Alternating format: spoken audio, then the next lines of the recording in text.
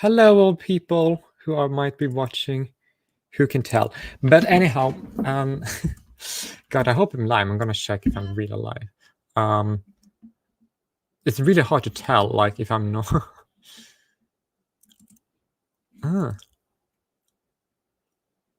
It says I'm live, but when I go to my YouTube channel, it doesn't say I'm live. I'm like, what the fuck? What is this going on? Oh yeah, it's live. It's live. Great. It's live. Okay, good. Indeed live. Yes. That's perfect. Okay. What we're gonna do in this live stream is we're gonna answer the questions. A video called "Reasonable Questions for Anti-SJWs," and I was actually going to ask that when it was like that video was relevant, right? But then other things were more important to do, like other videos were more important to prioritize, as well as had other things I had to do. And therefore, this became very irrelevant very quickly. No, not very quickly, but it became relevant eventually, right? But I feel like I can just answer this anyway because it's fun. So, that's the reason why I never made a proper video response to it, because I decided that then a live stream would be more appropriate because it's so updated. If that makes sense. Well, here we are. Therefore, it's no longer worth posing the question. Perfect. Okay.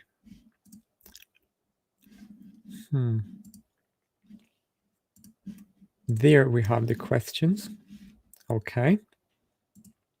And I hope this will work. It's gonna make sure the volume is highest. Should we have our faces besides it, or should we just have the video itself and not our faces? No, I think we're just gonna have the video right now.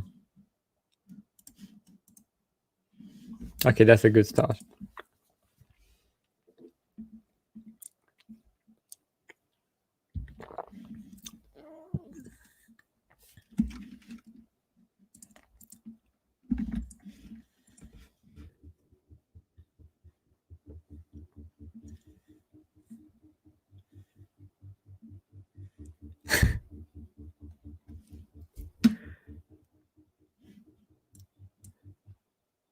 A lot of people already said this, but it is kind of hard to make BuzzFeed look good by comparison. I don't even know what that means. It is like when you are. They basically think that the video that this guy made in a BuzzFeed style response videos to the SJWs, right? The thing that made BuzzFeed look good by comparison. Bad quality, I suppose, but BuzzFeed is already I don't really watch a lot of. I didn't in the past, and I don't I can't this is like a burn that completely goes over my head. So let's just move on. But it's not really a good one. But yeah, anyhow.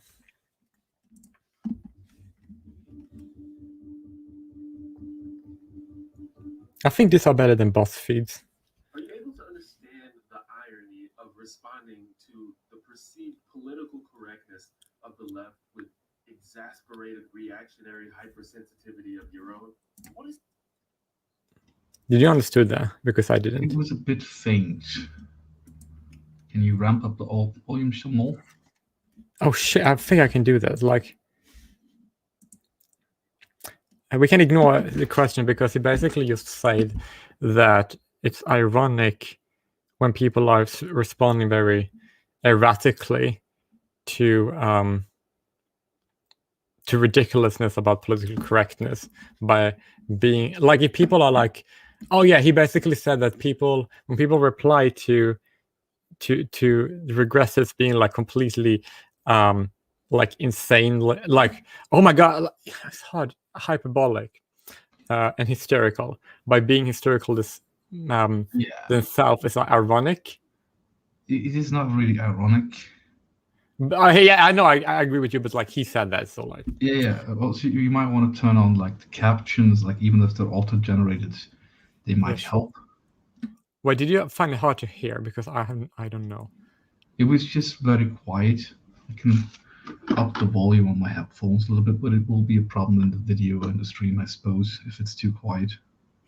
Yeah, because like I think I have it pretty loud, and I hope it's going like it is weird because last time it was really loud, but that was because I had the volume low. But here it should be like higher. I hope it is. But I don't know if I can answer his question because he basically I mean, like, I think it's kind of like plays into the point is fun. Like, if I see someone being crazy, then responding by telling that they're ridiculous by being ridiculous myself is like, that's just humor. Like, why wouldn't I do that? Like, why would I be like this stone serious all the time? It makes no sense. It's really weird.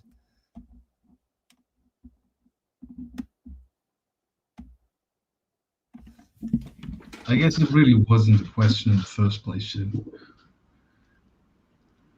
True that. It doesn't really apply to me because if I watch my video, I'm not like that. So it's not like about me, I suppose.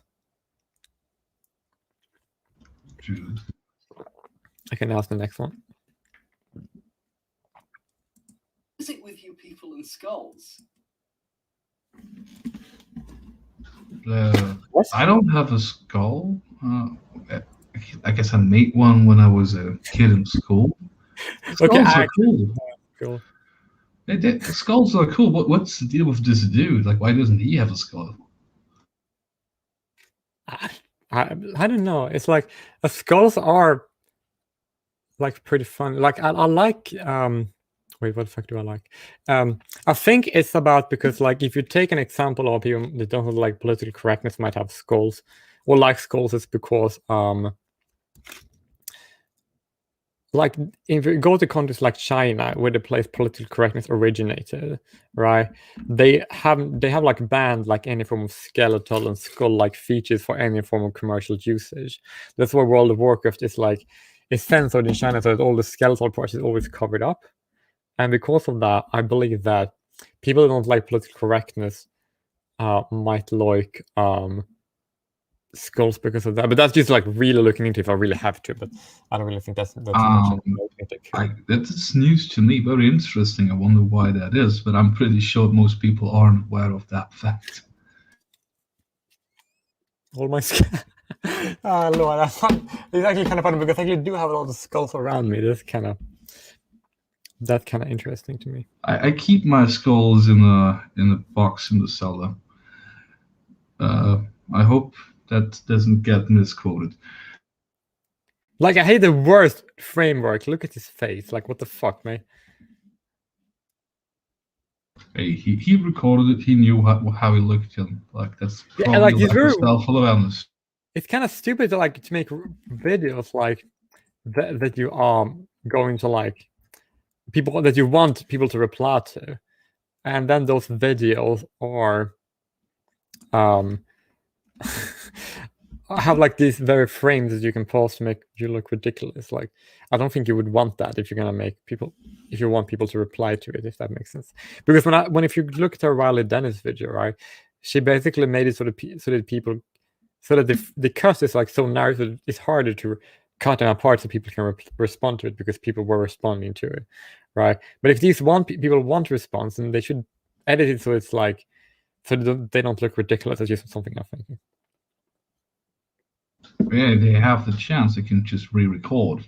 But for Christ's sake, like you must lack self-awareness if you think that this is a good look. But that's just mean. Like I know we're being mean. But still, like it's a rational point after all.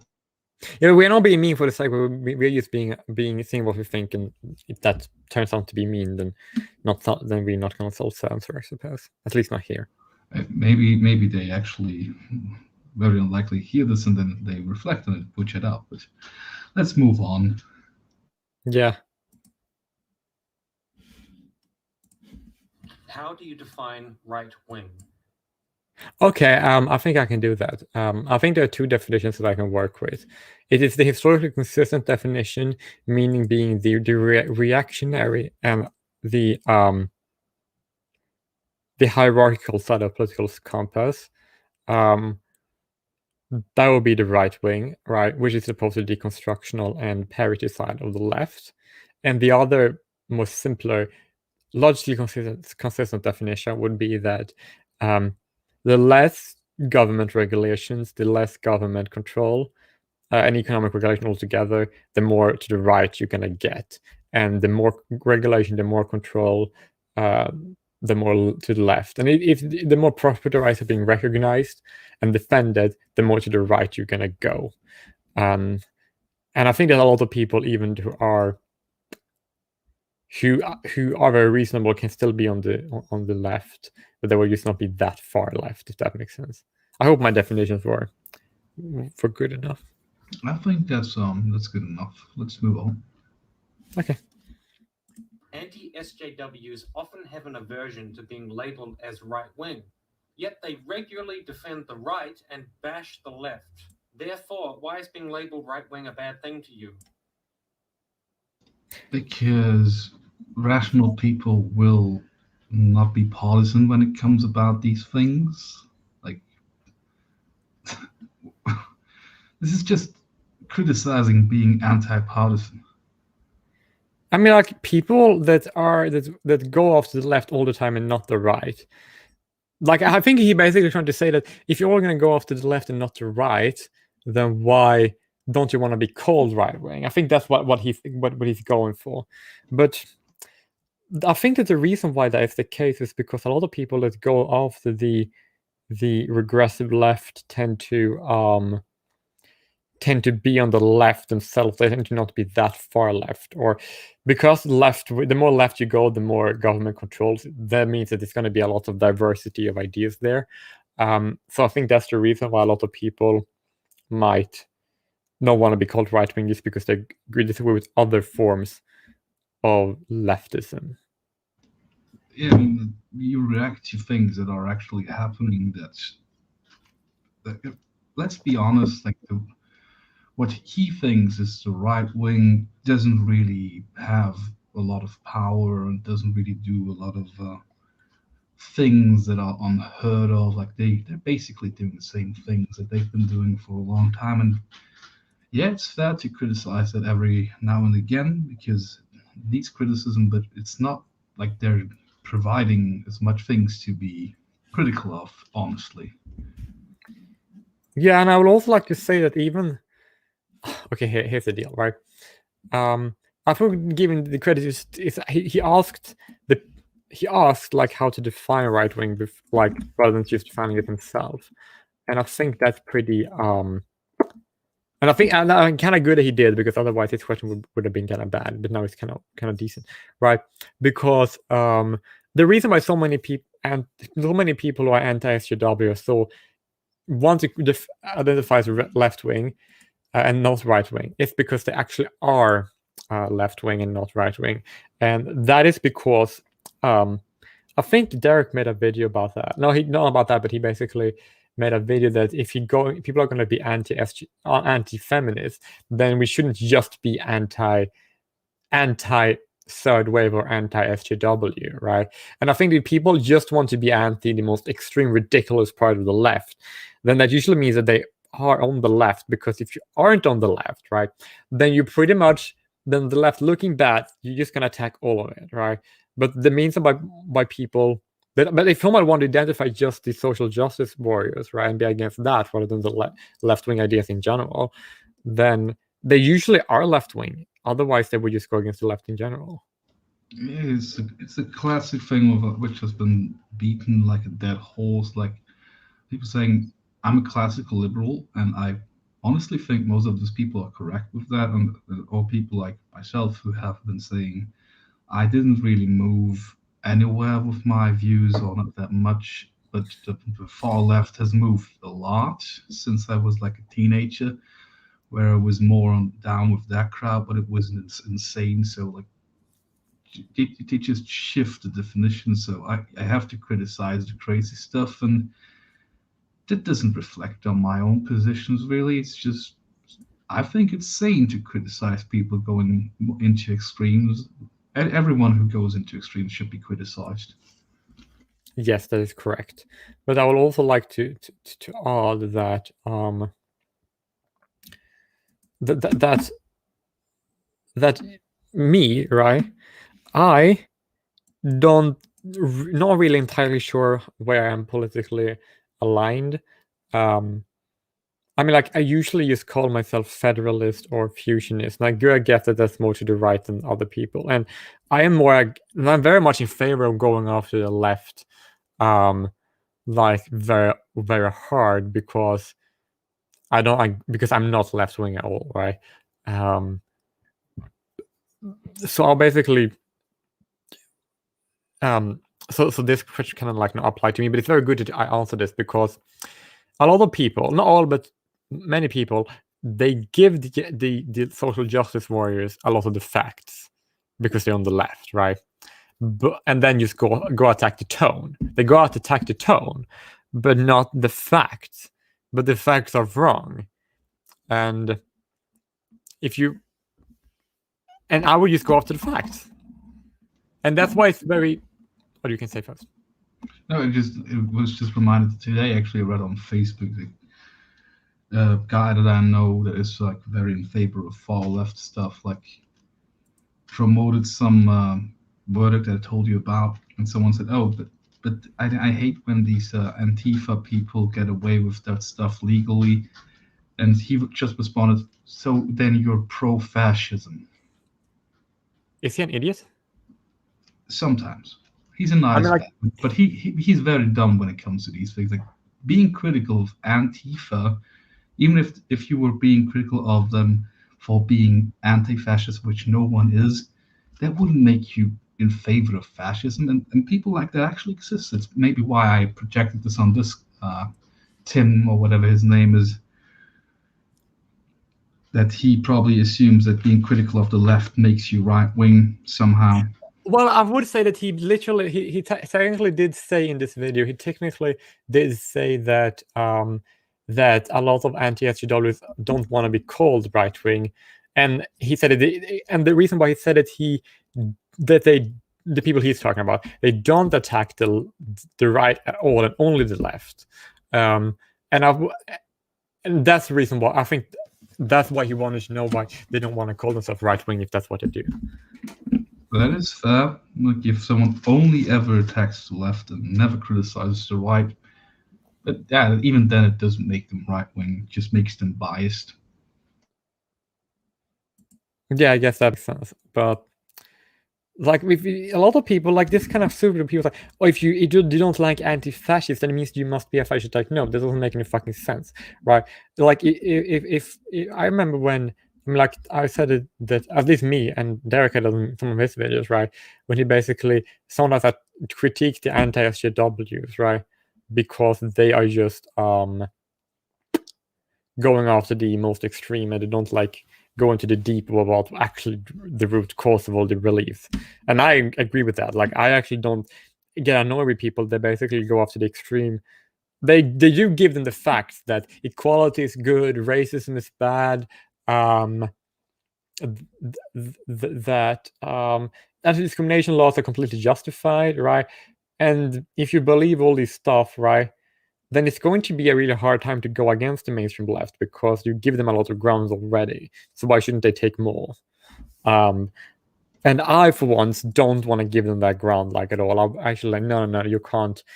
I'm basically just going to say what I think, because I disagree with the mainstream, with the left more, because I'm not on the left, right? Whereas a lot of anti-SJWs are on the left.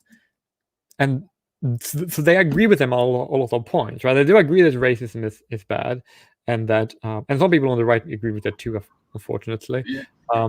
But like, and that's the reason why I don't want to be called right wing. And people who are like more hard right, like me or Derek or other YouTubers like that guy T, I mean, he doesn't really make more, but he didn't pass, right? Don't really have an issue with being called right wing. But a lot of people that are more hard right, they get like less support because our ideas are a bit more fringe.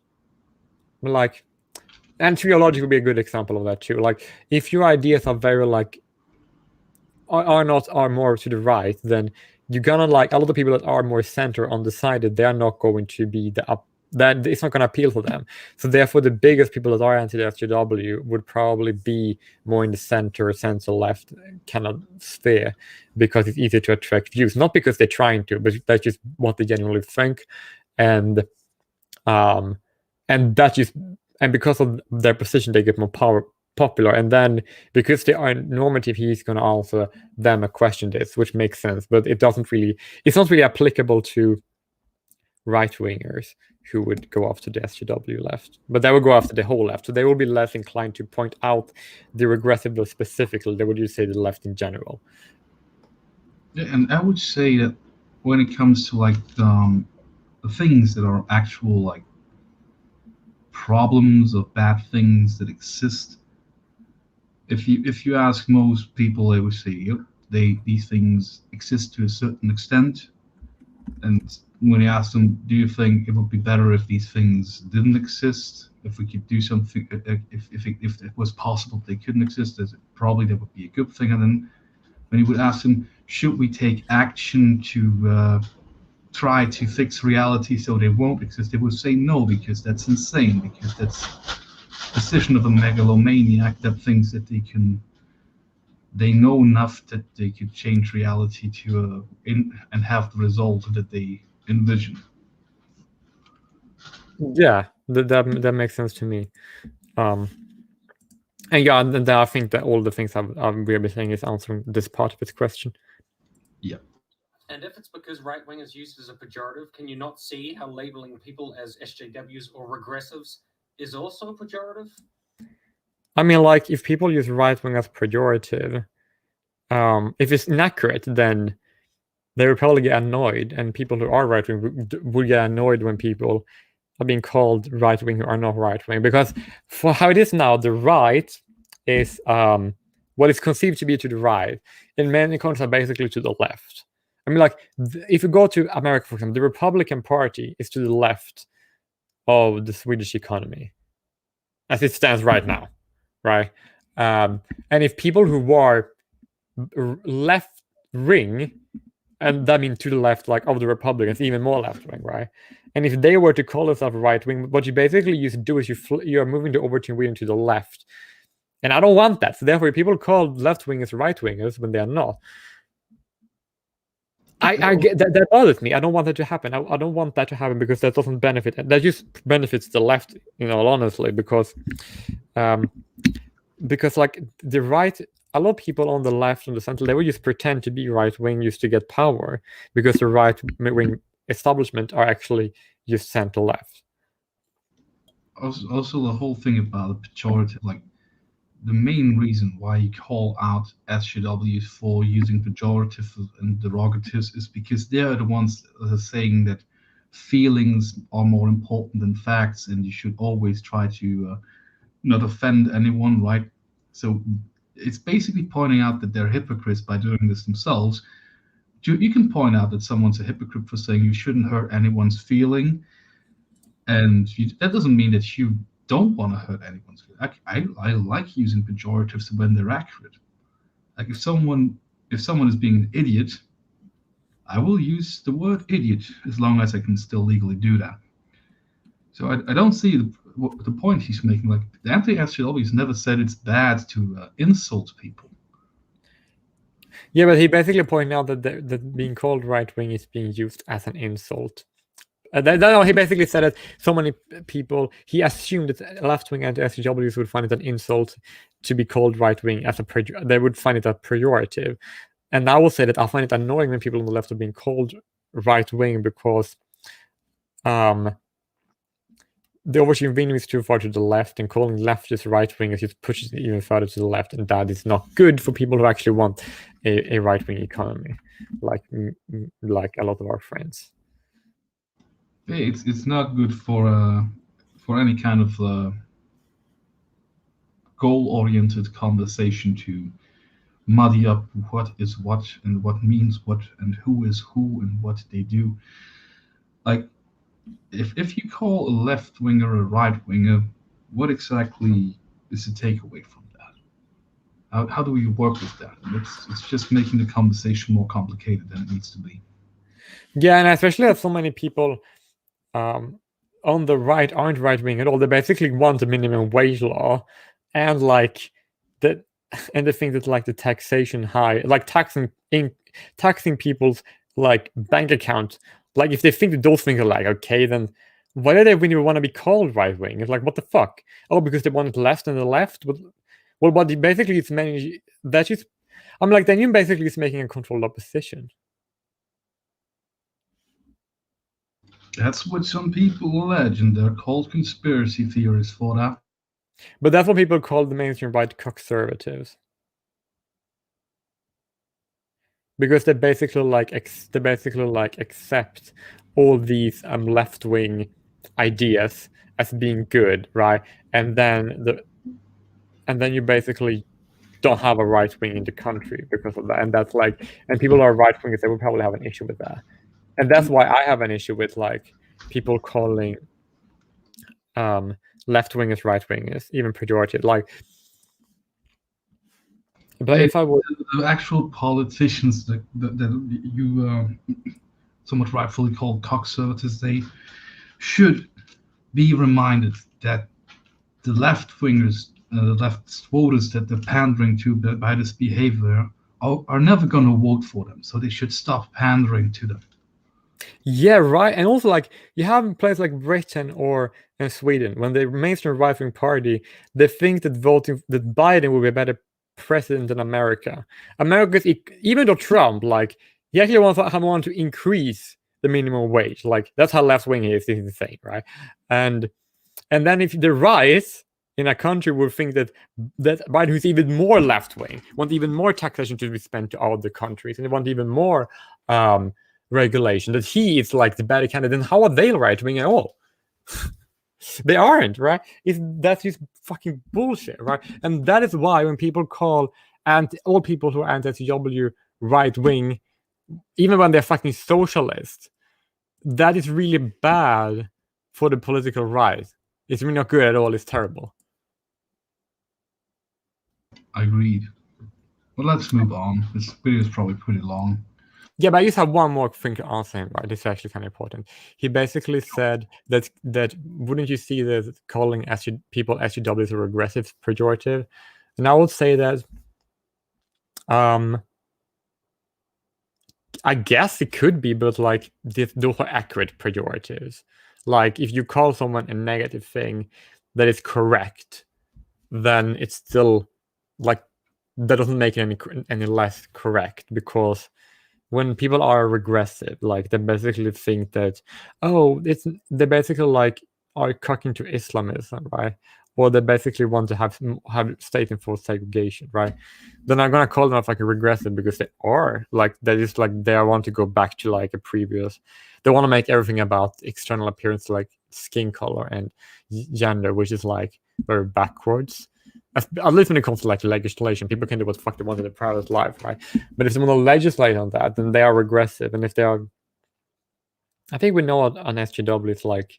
Just an SJW is basically a regressive like soldier. Like it is someone who is like super regressive, and they're also like the crowd that you see like on the streets and on TV and stuff like that. Yeah, it's like they're literally the thing that they are called. Yeah, exactly, right. They are. So there's like, if a pejorative is an accurate pejorative, then I mean, unless they identify something else. yeah, I guess that makes sense. But yeah, but I will also say that when I call people pejorative, I usually don't call people. I don't call them that because I usually use more hard pejoratives. Like if I'm gonna call someone a pejorative, I usually call them an anti-racist or a civic nationalist, and I think those are pejorative because I think those are very negative things, right?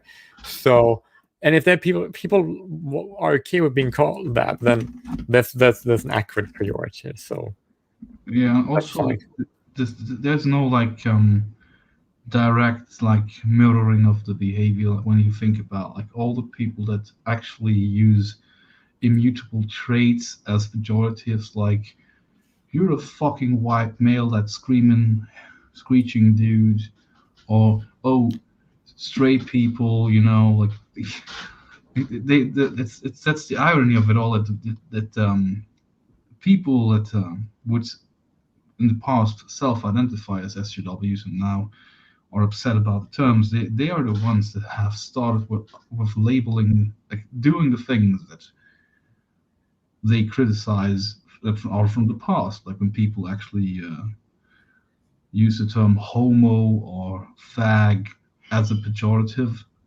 They do that right now, and I don't see like how calling someone a regressive for being a regressive is a pejorative in the first place, because it's just a statement of opinion that when you say it with the undertone that it's a bad thing, because it's really hard to defend regressiveness as a positive. Like I can't see a good defense of that. Again, so the people are being called regressive and don't want to like it, then they should stop being regressive rather than be upset when people are calling them regressive when they are being regressive. It's kind of like, yeah, like if you don't want to be called something bad, then don't be that bad thing. Yeah, if you criticize for focusing on like race, sex, gender, sexuality, and someone criticizes you for that because that's like a thing from the past, at least it should be, then just stop focusing on that and stop thinking like a normal human being. It's not that hard. Like I think you can focus on that when it comes to consideration and concerns, but you shouldn't like involve other people's money against their will and do that, because if you're discriminating people based on with taxation, and you're literally charging people a fee, and then by forcing them to you're charging people a fee for something and then denying them the purchase. That's like that's oppression. That's extremely oppressive, and I'm not going to accept anyone who does it. It's fucking unacceptable. It's kind of simple that way. Indeed. Rather than telling people you disagree with to drink bleach, wouldn't it be more productive for you to have an actual conversation about the issues you feel matter? Usually people don't want to have that discussion. I mean, like, I only know one person who is on the left, I would say, who are like able to have discussions with me that I know of, but usually they don't want to have discussions with me. Like, not all, but most. Like, they're very like close-minded.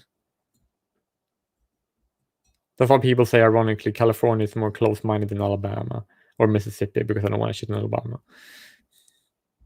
Also, there's like a shit ton of people who actually called out people that they wanted to debate them, and there's a very, very small amount of people who will. Like, I guess there's a lot of trolls that says drink bleach, but like serious people actually are more likely to call for debate rather than just say just drink bleach. This is like quite the facetious statement that he's constructing here. Yeah, that is correct, because it's like, because usually, remember when we had that debate, like, on Twitter with that super bitchy woman, like, who only lived in Chicago. Remember her? Like, we and all our friends, and like she was like insufferable. It was kind of funny. But hey, usually when people don't want to have discussions, it's because they don't want to change their mind. And frankly, I don't really care if they change their mind. Like, if it's somebody, like, okay, here's just me, right? I do think that my own people agreeing with me, or agreeing with knowing what is right, is, frankly speaking, more important than people in general agreeing with that. Because if other people have bad ideas, then that doesn't, like, if those ideas doesn't impact negatively on me personally, then it is not really that much of an issue for my life, right? They can suffer and die if they want, but I don't like when my people have bad ideas. Therefore, I would probably care more about having a discussion and making them change their mind. But if other people have ideas that would, like, means that they want more legal rights, and then they can get it, right? Then and that's not just other people, it's like my own people who want more legal rights on other bases, if that's the correct word. Then yeah, I do have an issue with that, and I want to discuss it. But if people don't want to discuss it, then hard to do. But I think this is the reason why I don't care that much to have a discussion with everyone about things that I see meta. Also because I'm literally allergic to stupidity. If people are being so stupid, then I literally feel ill by talking to them. I'm not even kidding. Yeah, but I honestly, I think this. If there's anyone who have, like, whenever I encounter someone willing to have a discussion, I did. I can't speak for everyone. I'm not even sure if I would label myself as an anti-SJW specifically, but I have my SJW friends that I. It's actually sad. I used to debate with them more often in the past. It kind of lost interest to a certain degree because it's literally like always this deflection that, okay, yeah, maybe you have a point, but you should really read this book, or you should really get educated on intersectional this and Which that. I am, by the way. So that's the reason why they can't pull that card on me anymore.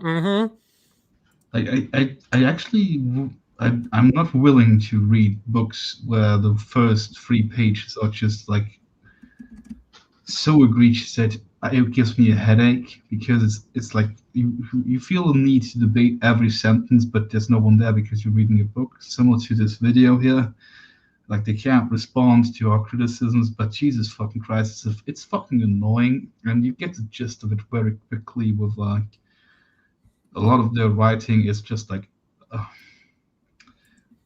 It's not even like it hurts my brain just to think about it. I'm sorry if that sounds ignorant, but if you talk enough to those people and you read enough of their arguments on all kinds of platforms, you get to the point where you think, I'm willing to engage in an honest, like direct, one-to-one discussion, debate with you. But if you insist that I must consume your propaganda, so you will engage in further conversation, that's just insane. I'm sorry. If you can't make the point for yourself, I'm not very convinced that you are very correct in your opinions. Although I would say that I would be able to, if someone have a short video that I can watch, then fine. But if there's like a book I need to buy, or a really big paper, a blog I need to read, regardless of where they come from politically, then I think it's so much work. Like, I'm not going to put that much effort into finding their argument, like, because like it's too much. Like if the video is short, then fine. But if it's too long, then no. I'm not gonna. I'm too busy. I can't do that. Yeah. Also, like I would never. If someone comes out with like minimum wage laws in every country, no matter what, I don't demand that they read a book on basic economics and how markets work. Like, I think that's literally silly to say this. If you read this book, that will educate you and you will change your mind because of that. Because either you're interested in the topic from like a fact-based point, or you're more ideologically driven. And that seems to be a dichotomy that actually exists in these days on both sides of the spectrum politically. And I personally prefer people who actually like to look up facts and data rather than just read some pre-regurgitated topical ideological works. I mean, even the book on the economy, you will just get what someone's school of thought. If you're really interested, you have to read a fucking lot of it. Yeah, but like it's like horror. Like, but like, yeah, that's like I think that's but like there are objective facts in like economics, but it's kind of hard to find those facts, and that's why rationalization, what these books are using, if they're good, if they can explain something in a way that makes sense. But usually they basically say, here's what it is, here's how it is, and I'm gonna define this is correct. And like then they haven't demonstrated, they basically just define the way incorrectness, and then I can dismiss it. But otherwise they need to rationalize it. Indeed. Like I think we're done with this guy. Or is it just easier to do the Bleach thing? I mean, like people who give the SJWs the facts, but don't like attack the tone, they don't really seem to have that. They don't really go deeper into what the main flaws are with their arguments, and I guess then it's easier to do the bleak feeling, I suppose. Yeah, he actually has a point there. Like, it's easier to be like trolling if you're hitting your head against a brick wall. There's only so and so many times where it's sane to do that before you have to stop. Yeah, but usually when people are doing that, they basically think there's something so stupid that they would rather die than to listen to it, which is kind of funny. Indeed. Okay, now I can move on. You claim to be proponents of rational, logical, evidence-based argumentation. That's great. That's entirely laudable. But when I look at your online activity, when I look at, I don't know, for example, your Twitter feed, that's often not what I see. I mean, like, my Twitter feed is basically me. Like, basically, my entire Twitter profile is just about South Africa, like to a large degree. Like, like it's basically me and other people having discussions, and if people are like so dumb, and then I just call them out on them being dumb, explain why they're wrong, and I get a lot of pissy because of that. So I guess it's, I mean, like, and I don't really want. No, I don't know. Like, I would make more logical like videos that I actually have planned, but I'm not been able to do many of them because I don't have time. And making a tweet replying to people being stupid it's like far easier, and that doesn't really take time. So that's usually what I do. I do that more, if that makes sense. Can you play to the rest of the sentence just so we get the whole picture? Yeah. How do you reconcile this claim to be evidence-based and rational and logical against stuff like, oh, I was just trolling you, oh, I was just shitposting, or TLDR? That's what I was thinking. Like, he doesn't understand that these people are legitimately trolling, shitposting, and sometimes like just provoking people or making fun. Like, that's literally what they're doing a lot of the time, at least the ones that I have watched, read their Twitter feeds. If you take that shit seriously and say, oh, you're not actually trolling, yes, they are. It's pretty clear from the context that they are. Yeah, and also like people have been wrong in one sense doesn't make, if I've been wrong in one thing, doesn't like invalidate all my like other claims. That doesn't make any fucking sense. And if I'm like typing something on Twitter that I usually, I mean, like, my pinned tweet is just me, because I don't used to do political stuff. I do a lot of other things, and then when people go into my internet presence, then you are not gonna like, you're going to see a lot more than just politics. Yeah, that makes sense. Also, like, just what he's saying is basically people who comment on SJWs and stuff like that, their presence on the internet should be entirely serious.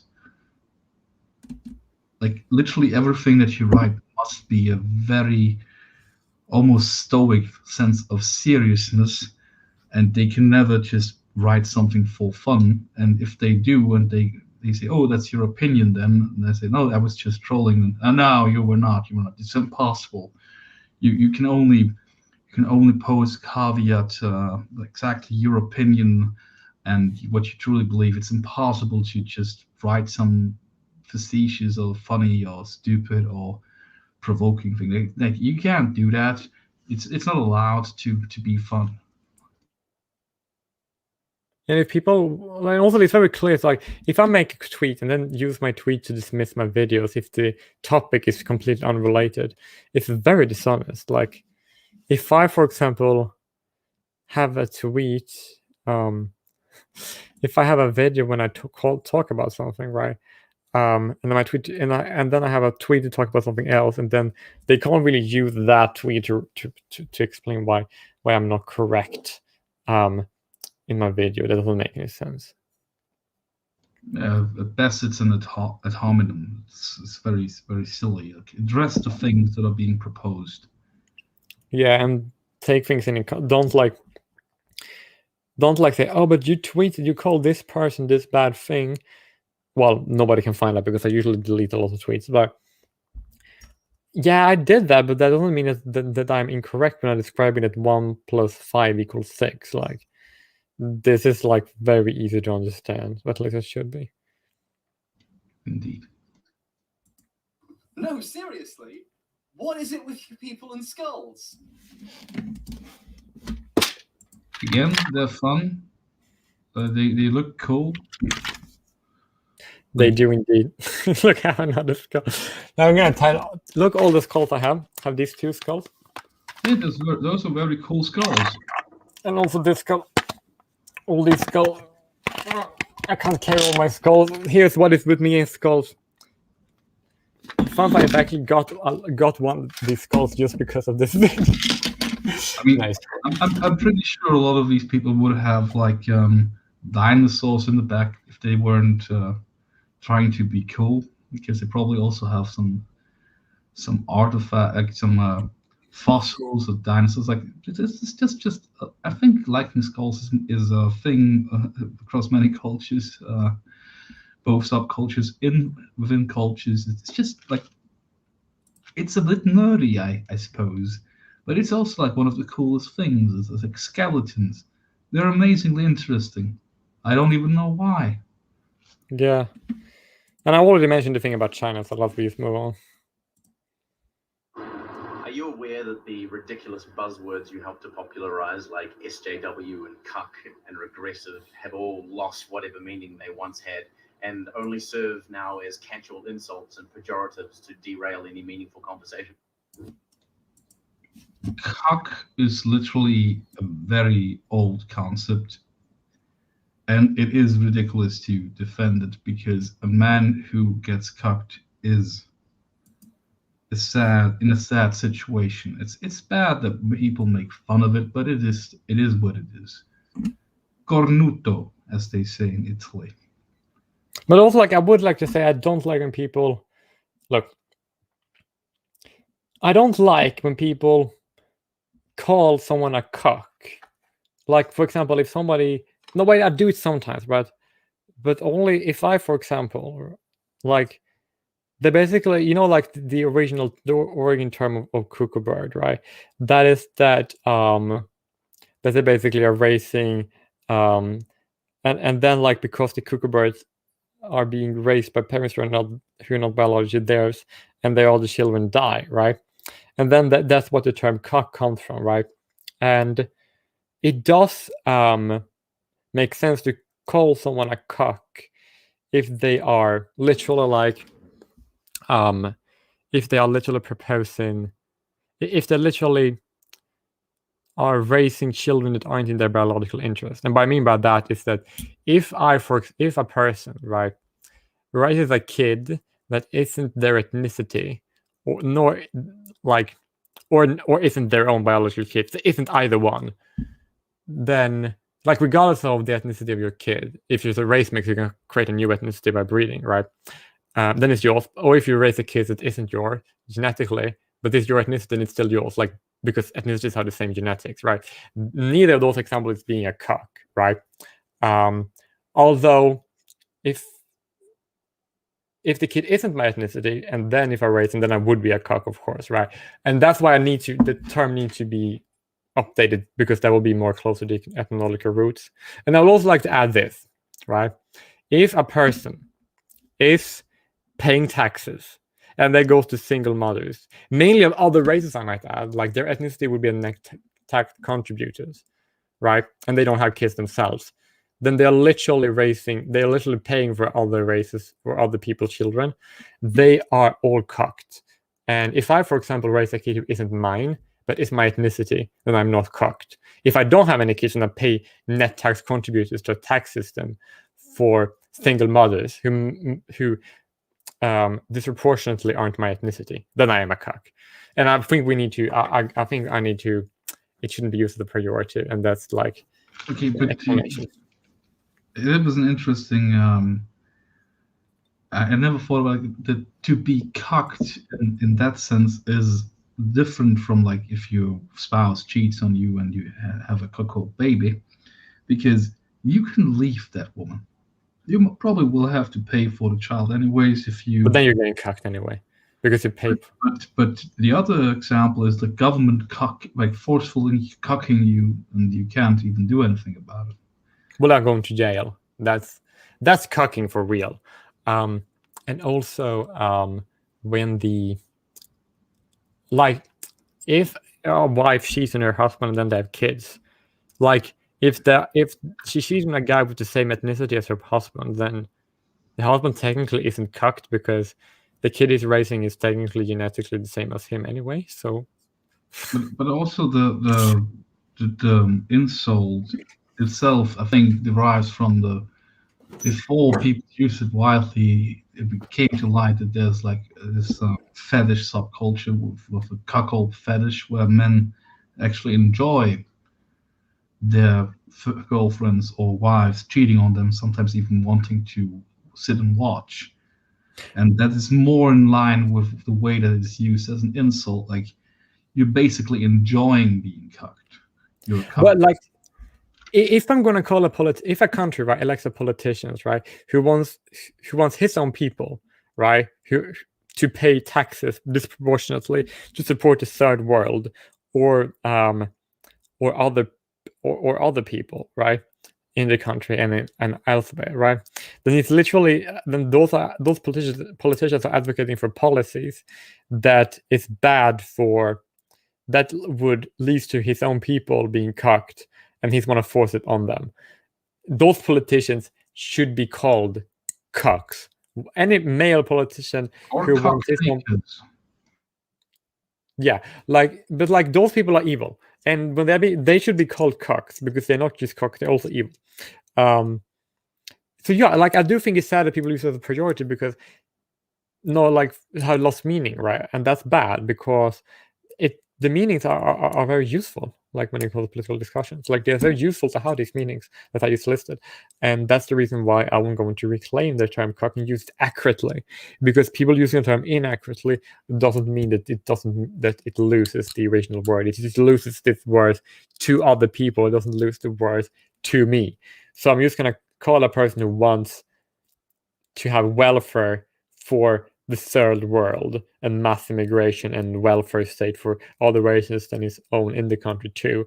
I'm gonna call that person a fucking cuck because that's what he is, and he's oppressing innocent people and cucking them too. So he deserves to be called that.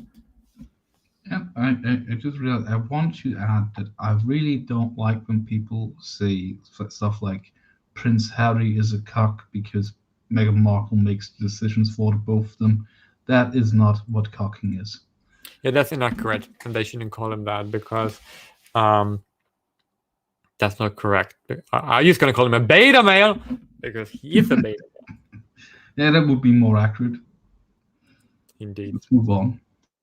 Insults and pejoratives to derail any meaningful conversation. For the last time, what is it with you people and committing actual literal felonies? Like, you might want to work on that? I mean, I thought the Ralph retort was so rational when he was fantasizing about beating up women with dyed hair, but then he assaulted a police officer, and finally I was convinced. You need to play out the irony with especially if you look at to a lot of the following videos, right, or clips, is that these people have an issue with other people assaulting cops. That's kind of funny to me. I'm just putting it up. Also, like, I don't remember where I saw it. Like, apparently the male feminists, SJW types, they have a higher proclivity to sexually harass and assault women than the average male human. Oh, yeah, I remember there was this guy who had this YouTube channel with his two girlfriends, and he did that, and that didn't go very well.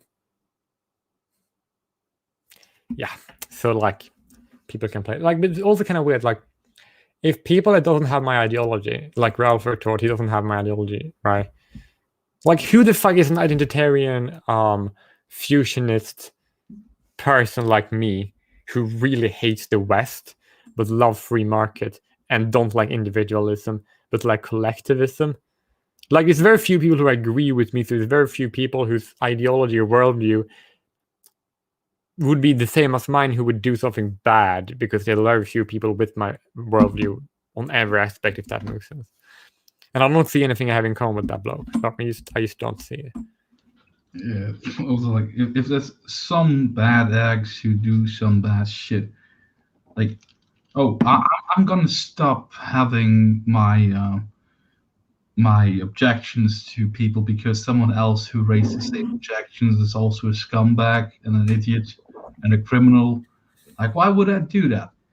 Like, Yeah, like if so, all of these people who call themselves communists or Marxists must cease all their operations immediately. well, that they should, but I don't think they disagree with what the bad communists and Marxists are doing. If you think about it, they seem to be very fine with it. So yeah, but now I'm just gonna move on. Yeah. Feminism. In videos and in the comment sections, anti-feminists often take up the most extreme or the weakest feminist position they can find, or they just straight up misrepresent what the feminist position is. Instead, why not take up the strongest, most robust feminist argument you can find and really challenge yourself? That makes no fucking sense. This is going to sound weird, but I think that I technically, in many ways, agree with what she's saying here. Here's why.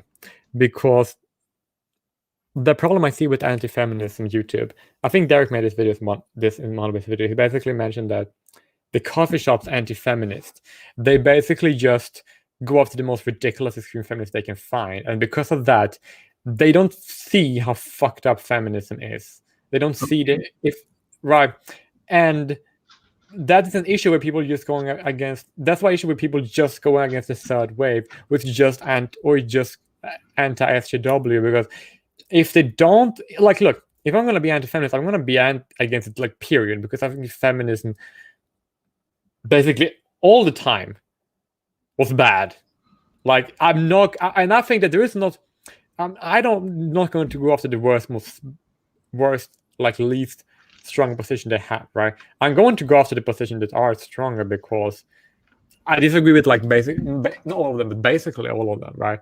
And what would be examples for that? Because I think we both understood this differently. For me, the strongest, most robust points would be it should be illegal to discriminate, like, in the workplace, or there should be a criminal law about actual harassment and all the things that women are victims of that are obviously bad. Like, there's no point in debating those points because that's sane. Like, everyone agrees on that. That there should be illegal if someone actually pays you less for you. Generally, you can prove that it's solely based on that, then it's already illegal to do that. So, like, there's no point in debating that, because if it's proven that someone is an actual chauvinistic, sexist pig that actually does that, it's already illegal. Like, there's no point to debate that. But if I were to be completely honest, I'm going to take on those positions because I do, in fact, believe that it should, in fact, be legal to discriminate, like, as long as you don't get any taxpayer funding.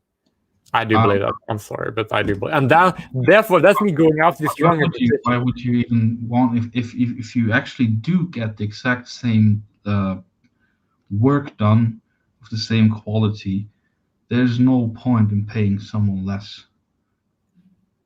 No, of course there isn't. Well, I did actually address why anybody would like to pay someone more or less, regardless of how they perform. But and I do think if you're a private actor and you've employed someone for a specific job, then you should be allowed to discriminate however you please, because it's your money, it's your business, and if people don't like it, you can find themselves their own business. Oh, that is okay. I mean, with a very very strong take on people should be able to do whatever they want. In that regard, the people still have the choice not to go work for that employer. Therefore, it's not really discrimination. That makes sense. Yeah. Like, the issue I have is more with legal, when it's, like, enforced, like when the government basically gives people, like, money, like more money for discriminating against certain demographics and not others. I think that's unacceptable. And the feminists seems to be okay with that in general. So fuck that. Fuck that. right? Yeah, Then but what would be your point of the more robust arguments that they have? Because I can't really think of any that aren't easily dismantled that they're pushing right now. So what would be a robust point that is not the basic concept that you should treat people fairly? I mean, like it's usually more the most mainstream. Like equality is a good thing inherently, right? It's like making equal for women is something that one should want, and why equality is something that is needed, right? No, I don't think equality is a good thing. I think equality is kind of crappy because equality as a value doesn't make it is not a good standard. It's not a measurement of progress, and by that is that people being more equal doesn't mean they're better off. Like if we decide if one group of people were oppressed, the solution is the equality. If you want to have equality, then having them all oppressed is just as equal as having them non-oppressed. But I don't want equal. I want people to be treated fairly and to give them their property rights. That's what I want. I think that's like I said, like fair is much better as a quantifier than equal. And that's the reason why I have it so easy to go after people that basically, but equality. I'm like, no, stop valuing equality because equality is not a good value. It's not a value that I have because I want people to have property rights. And if you have all property rights, you will have all. If you have property rights, then you are, in fact, you have the same property. If all people have property rights, then they have the same property rights. Like nobody have more legal rights in that regards. But that is what I want, and then equality is going to come with it. Equality in itself could be horribly oppressive, just equally oppressive, and I don't want that. That's not a good standard of measurement. Yeah, and that's a robust argument. At least it's a better one. I wish she actually maybe she. I don't expect Fitzy Splinters to give an example of a robust feminist argument because it would be lovely to have one to react to. Really, yeah. I don't know what she means, and we both initially thought of different things when she said that, so it's not really clear what she even means by that. Okay, there's one thing I know. They basically talk about people going after the most extreme feminists they can find, right? And if they do that, they don't. And that's actually a critique that Spaceman did in one of his videos, right? Because when they just go after the most extreme, they don't see the feminism as a whole is fucked. Not just the most fringe extreme ones. Like I'm actually going to say that the that the SJWs is less of a problem than the leftist establishments, right? And the feminist laws that have been in place, like the Wales and Grooming Act, and even like the suffragettes. I'm gonna go after all of it, not just the most extreme one. And I think that I do agree with her that people going after the most extreme ones is actually kind of it's silly and cheap, really. Yeah, it's low-hanging fruits, but the high-hanging fruits are far more valuable, so people should reach a little bit more to find them, I suppose. But in some cases, this more silly and extreme rhetoric actually gets imposed on people, like with the hospitals in Australia and the UK now, saying chest feeding instead of breastfeeding and shit like that. Like then that's a valid reason to respond to that if it's actually implemented in the real world, even if it's a fringe point, because then it has reached the mainstream. But I know that's not what she means, and I know that's not what you mean. It's just like, yeah, the people who only go after low-hanging fruit, like I think the Warski brothers, they did that. That gets tired really fast. And it's also like they do, but then you're technically in a way letting the more mainstream things pass, right? And then you're not really doing a favor. Well, they would technically be doing things to Splitter herself a favor by just going on the low-hanging fruit, but she's calling out them for being wrong, which she should do. But them being that way isn't really hurting her. So I guess thanks. for making the same case that I, Spacepan, and the Honey Badger make the same case, actually.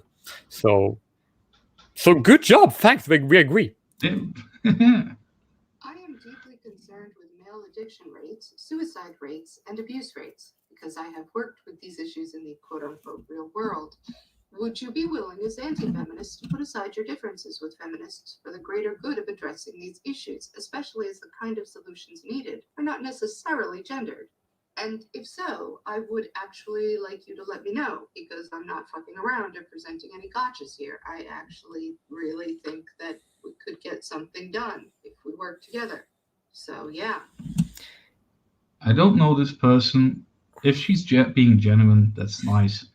But everyone who has ever looked into what feminist organizations that claim to work for men's rights as well actually do when people raise those issues knows that this is not possible. It's simply not.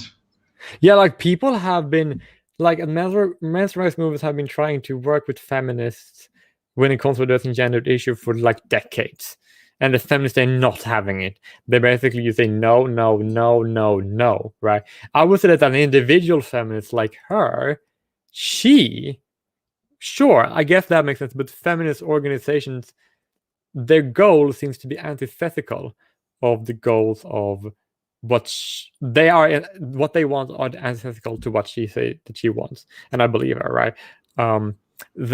So yeah, they can't get anything done because, like, even when it comes to activism, when that feminist organization wanted to get involved, the first demand was that people who ever associated with Paul Elam need to be disassociated from this altogether, and we need to ban the men's rights movement because they are not feminist, they're anti-feminist. And then then they're literally saying, no, we're not going to work together. Fuck you. That's basically what feminists say all the time. They infiltrate everything. The literal things happening right now with activism in Europe and internationally with Greta Core, the French activist feminist organization taking over or trying to take over. They're literally saying anyone who has ever been at an event where there was MRAs present should be excluded. Anyone who is a victim of MGM should be excluded.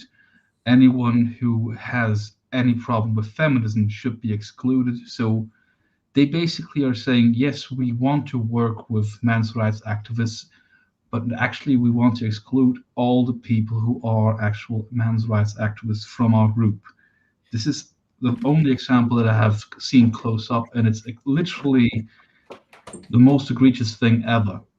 To say, you should work with feminists. Like when people try, they just tell them, yeah, we will want to work together. Oh, wait, you were at this MRA event, you went to ICMI. No, we can't have you. You are the enemy. Like literally, that's what happened in this case, and I'm pretty sure it happened in other cases too, because it's just so consistent with their worldview. Yeah, and it's like people want to reach out to them, and then basically say like they always take over and bunt up everybody who's anti-feminist. So feminists, they can't work with anti-feminists, right? And like she's not like she's very rare, and if you see most feminist like organizations, they don't want that. They basically say no, and I think they could get something done with them together, but the feminists, they don't want that. They don't want that. They basically say no, fuck you. You need to go or change your mind because we cannot work together. But individually, this person that I don't know of, she might be genuine about it. She might just be ignorant about what I think she is actually, because I've seen her otherwise too, and I think she is genuine. Yeah, it's sad that she doesn't get educated about what actually happens when people try. Maybe it's better for her because it allows her to have a more positive outlook on life. Yeah, like if she can herself do it, then I guess it's good for her, but she won't get it from me because she blocked me on Twitter. Okay, moving on. What is third wave feminism? Because I've often heard you folks insist that you have no objection to feminism in general. It's specifically third wave feminism that you have a quarrel with. So what is third wave feminism specifically? And what specifically about third wave feminism do you have such a problem with? That's I hate this. that's a large assumption that people, all anti-ads should always say, "Oh, we agree with all of feminism until third wave." That's a large, don't, by the way. large assumption. Like, Yeah, I've that's why I like the video about, the Derek's video about radical advocacy, right? Like many people like me and him and Honimage and other YouTubers, like I think Basfus, like they basically hate when people say, "Oh, we're all against third wave feminists," because having women's voting rights without men having the same rights, and as well as having a Violence Against Women Act, and as well as having only women getting sole custody of children as a default in divorces. All this is fine, but because they're not dyeing their hair blues and stuffing crucifix up their ass. It's like, what? Who the fuck are believing all these third way feminists? All of it is fucked up. All of it. Not just the third way. All of it. To the fucking roots. I think the White Feather Girl is a very good example of that. And I guess it's so appealing that people are they're like, "Oh, we're all against third wave." That's just, but then you're never gonna address the real issue. And that's so I hate that. I hate when people say, "Oh, I'm all against third wave feminists." I don't have it with feminists altogether, okay? But I do. I have feminists altogether, and I'm not just going against the third way. I hate when people do that. That's so annoying. That's not me at all. Yeah, I'm pretty sure people have said that they have most of the gripe of third wave feminism. I'm pretty sure that has happened, and I might even remember faintly that people did that, but I'm pretty sure that they were mostly uninformed and meant I am currently criticizing what is currently happening because they are not the kind of activists who actually would want to go back and say, actually, when women got the right to vote and there was no strings attached, we should probably revise it so there's some strings attached. Like, I don't think women in the military service is that much of a good idea, but at least paying towards it, at least in my country, where men who don't qualify to join the military have to pay every year with the taxes, especially because they're male. They have to join the firefighters if they move into a certain village where they have the system, and women don't. That people should be, if you're for equality, the feminists should maybe start saying, okay, we got those rights and no obligations, so maybe we should fight for more obligations for women. Yeah, but here's the kicker, right? They don't actually want equality. It's kind of weird if people don't even want men. Wait, so men have to pay that extra tax for not being wanted in the military, which is horrible. It's like the military, we want you, okay, but if you don't want it, you have to pay. Well, what? It's so horrible. They don't want women, but they don't have to pay. It's that's just gender-based oppression. That's all it is. Even if men are because they're too tall, even if they're actually disabled, then you get a tax for that. It's that's nothing but the women, they don't seem to give a shit, right? That's the reason why that's the reason why, I'm not going to support people having voting rights to vote for what other people do with their lives when they don't have the thing in return. Fuck that. So therefore, fuck all this bullshit with female supremacist law, which the feminists are usually in favor of. Fuck, it's awful. And also, he blocked me on Twitter, so that's also that. It seems to be a trend. I'll be right back, but I'm listening on my phone as I take a piss. Be right back. Okay, I'm going to answer the other questions my own.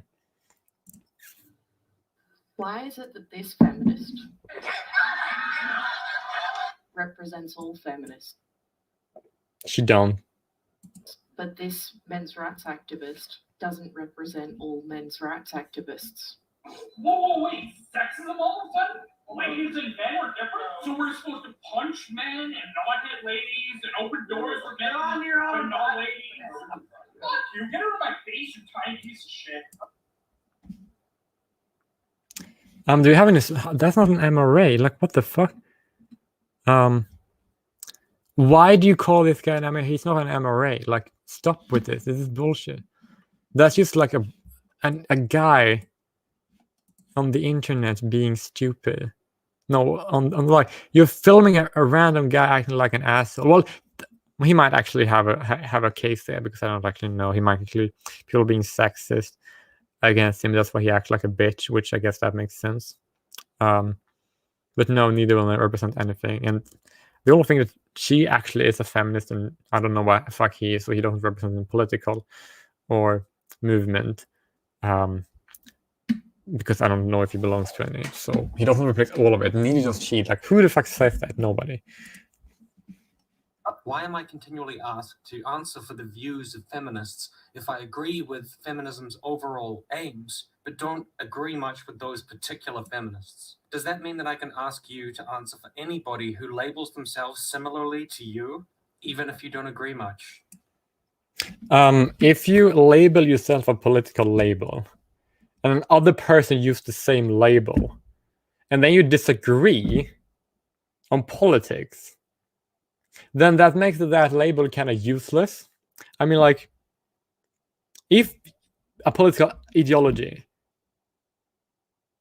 believes a certain thing, right, or several things, I suppose, and then people, oh, I am a feminist, I agree with this, right, and then because they identify as feminist and identify as feminist position, then I'm going to call them out. Then I'm going to call them, why do you support the Violence Against Women Act? Because it's awful, right? And then if they say like, no, I don't support it, like, then why do you identify with a fucking ideology who literally is in favor of implementing it into law?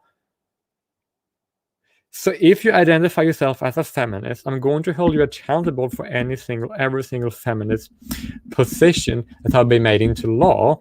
And if you don't like to be the people do that, then why do you call yourself a feminist? If you don't agree with feminism, then why would you want to be called a feminist? Why can't you just, stop being a feminist then? Like, it's kind of simple. Like, you cannot say against, like, but if you don't agree with them much, right? Okay. And then, but if I agree with you if you agree on some things, right, then I'm gonna basically attack you for agreeing on the same thing, right? For agreeing on these particular issues, or for having the overall worldview as a whole. And if you agree with feminist whole worldview, but you don't agree with feminist activism, then why do you need the label? I mean, like, if you don't agree on ideology, then why have the same ideological label? It makes it very useless. It's an interesting thing that it relates to the other thing that was said, that why would you be upset if we label you right-wing? And then why do you say that we are connected to the people that use the same label that we label ourselves with? So they want the freedom to label people as something that they are not, and they should just take it.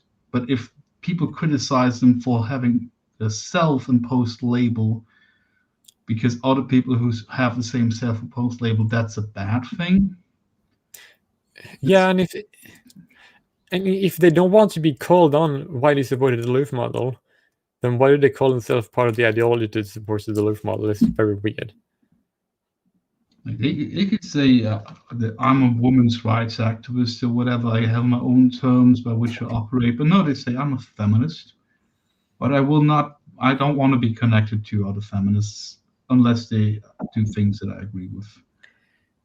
Yeah, like, I'm going to call them out. I'm going to call them out on it. I'm basically going to say, well, then if they explain that I don't agree with it, okay. But until they say that, I'm going to assume that they agree with that. I mean, like, technically they don't have to agree much, but then I think it's more useful to go against what they have in common, what makes them be in the same ideology, I suppose. It's like if you say, I identify as a Marxist, but I disagree with this and this and that Marx said. Okay, then you're still a Marxist, but you made it clear that you disagree with those things. But they just, I'm a feminist. You never denounce other feminists, and then when they are criticized, they no, why would you apply this criticism to me? Like, because you identify as this uncritically. Yeah, and that's just how work when it comes to ideology. So it's actually kind of simple when it comes to that. Anyhow, he also said that should I make you answer for someone who labels them similar to me even though we don't agree much? He can do that if he wants. If you want to call somebody, if you're gonna say, why do you defend this identitarian or this fusionist, I'm just gonna be, well, here's what this word means, and here's what conclusion you can draw from agreeing with that. If you're a fusionist, you can say that marriage doesn't belong in government, therefore not one being in favor of same-sex marriage. Okay, I disagree with that, because I say as a fusionist, you know, I guess marriage is about having relationships, and you shouldn't exclude homosexual from traditionalism if you want to be a traditionalist. So therefore, I'm just going to call them less fusionist than I am. And if someone is an identitarian, and then I think that terms like white and people of color are legitimate usage for races, then I'm gonna call them out on it, because why would they call themselves white if you're an identitarian? It makes no fucking sense, because then you actually care about your own people, which is not white people, it's your ethnicity, not the legal term. So therefore, they're not identitarian. So therefore, if people want to call themselves identitarian or fusionist, then if they aren't that, then I'm going to say they are not this thing, because they don't follow the ideas. They're not part of this for this ideology, because technically identitarianism is not a political ideology, it's more of a philosophical ideology. But I just call it common sense. But yeah, it's like the term identitarian adds bad taste because of how it's been used, but it is something that I find it interesting from the left. It's completely understood that when, for example, migrants or other cultures have the same bias, in-group bias, they call it, then they completely understand and appreciate that. But when it's not anyone that isn't in their in-group, when it's someone that is in their in-group, they denounce it as hateful and vile and like, why? It's either okay for everyone to do or it's not okay at all. Well, the reason why people use identitarian being a bad label is because people who are not identitarian misidentify as identitarians, and then the conservatives, they call people who doesn't identify as identitarians or who aren't identitarians at all, they call them identitarians when they are not, right?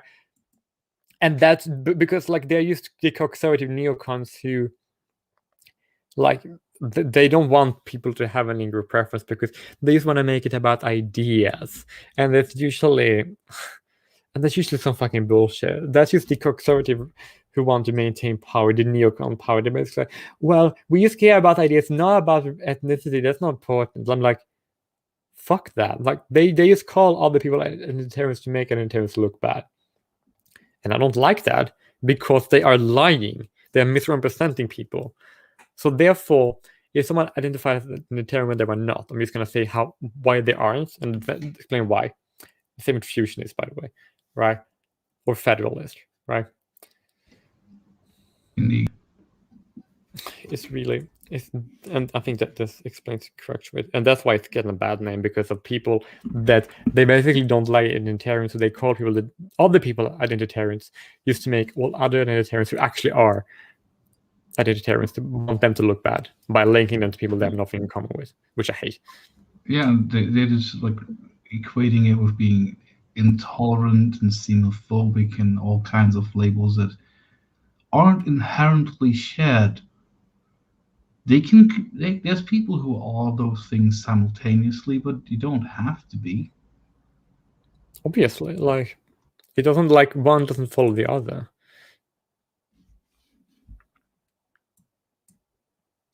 If SUs are bad because they spend too much time whining and don't talk about real problems, then why aren't you talking about those problems instead of just whining about the other people over and over and over for literally years? I mean, in the scale of priorities, that's like even lower, right? You know, you've got the real problems, you've got the things that feminists worry about, and then you've got you going, oh, how dare they? Just how dare they have different priorities from me? Why can't they do what I do? Whine about whining forever for a living.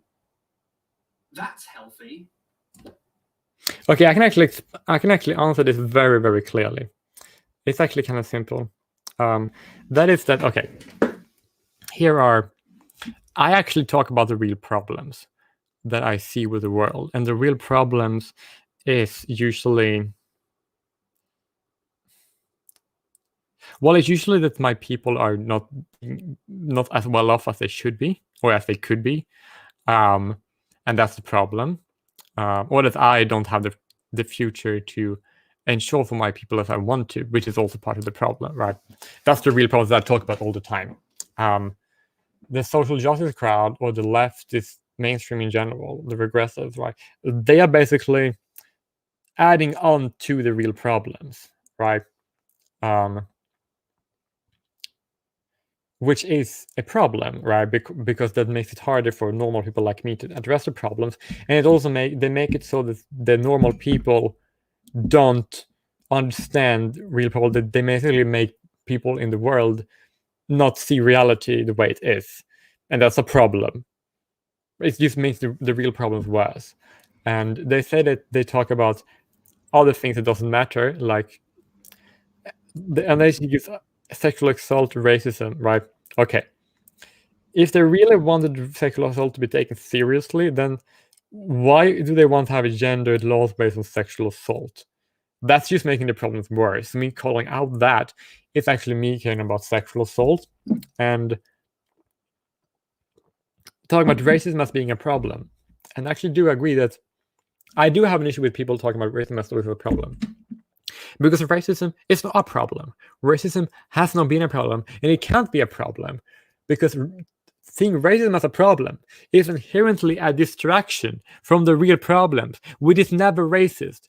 Whenever something is bad and racist, it is never bad because it is racist. It is bad and also racist, right? Apartheid, Jim Crow, slavery, like affirmative action, right? Those things are not bad because they're racist. Those things are bad because they are oppressing innocent people or treating people like bad, like shit. Like, the racism is not what makes anything racist bad. Things can be bad and it's racist, right? But racism isn't like the issue. Racism cannot be an issue. And also, people pretending that racism is an issue, they're actually distracting from the real issue, which is usually statism, genocide, or use people taking away your property rights. So yeah, people talking about racism as though it was a problem, that is actually also making the real problems worse, which is also violating property rights. That's not a real problem, right? And also my people not being well off is also a problem, right? So therefore, people talking about racism as though it was a problem, that's just going to make the real problems work. So if I care about the real problems, I'm going to oppose people who talk about racism as a problem, because they are part of the problem, because anti-racism is a problem that makes all the problems worse. It's horrible. And I would say that he is attacking a straw man if I didn't know that it was like some actual YouTubers that really just went after like the low-hanging fruit. But I would say that there's a cheap shot, because most of the people that I'm aware of, when they criticize regressive left or socialists, they actually bring up actual problems like men standing in the legal system, or in your case, children not being able to be learning their native language because of we need to cancel France. And it's literally, most of the times, I don't know, I've never watched all of the anti-SJW content, but most of the things that I have seen in my lifetime is actually pointing out real problems that men face that are ignored or actually exacerbated by these people's opinions and pushes like their plans for like what they think fixing the problem is, which makes it worse for certain ethnicities, certain sexes. Mostly they actually have certain sexes. This is the men. They make situations worse, and they don't address the things that are actually already bad for men.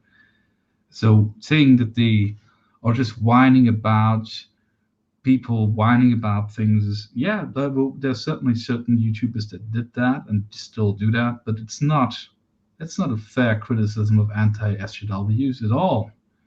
That's what they complained about earlier. Like, why is this Trigglypuff, as they called her? Why do you equate that with feminism? And now he equates all the silly attention-grabbing anti-SJWs that just do it for the clicks with all anti-SJWs. Like the hypocrisy is rising the longer this video goes on. Yeah, that is correct. Oh, you unpaused accidentally.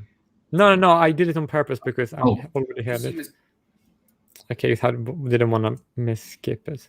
Okay. That's healthy. Why don't you seem as concerned with actual feminist theory in academia as you are with wrecking people for views?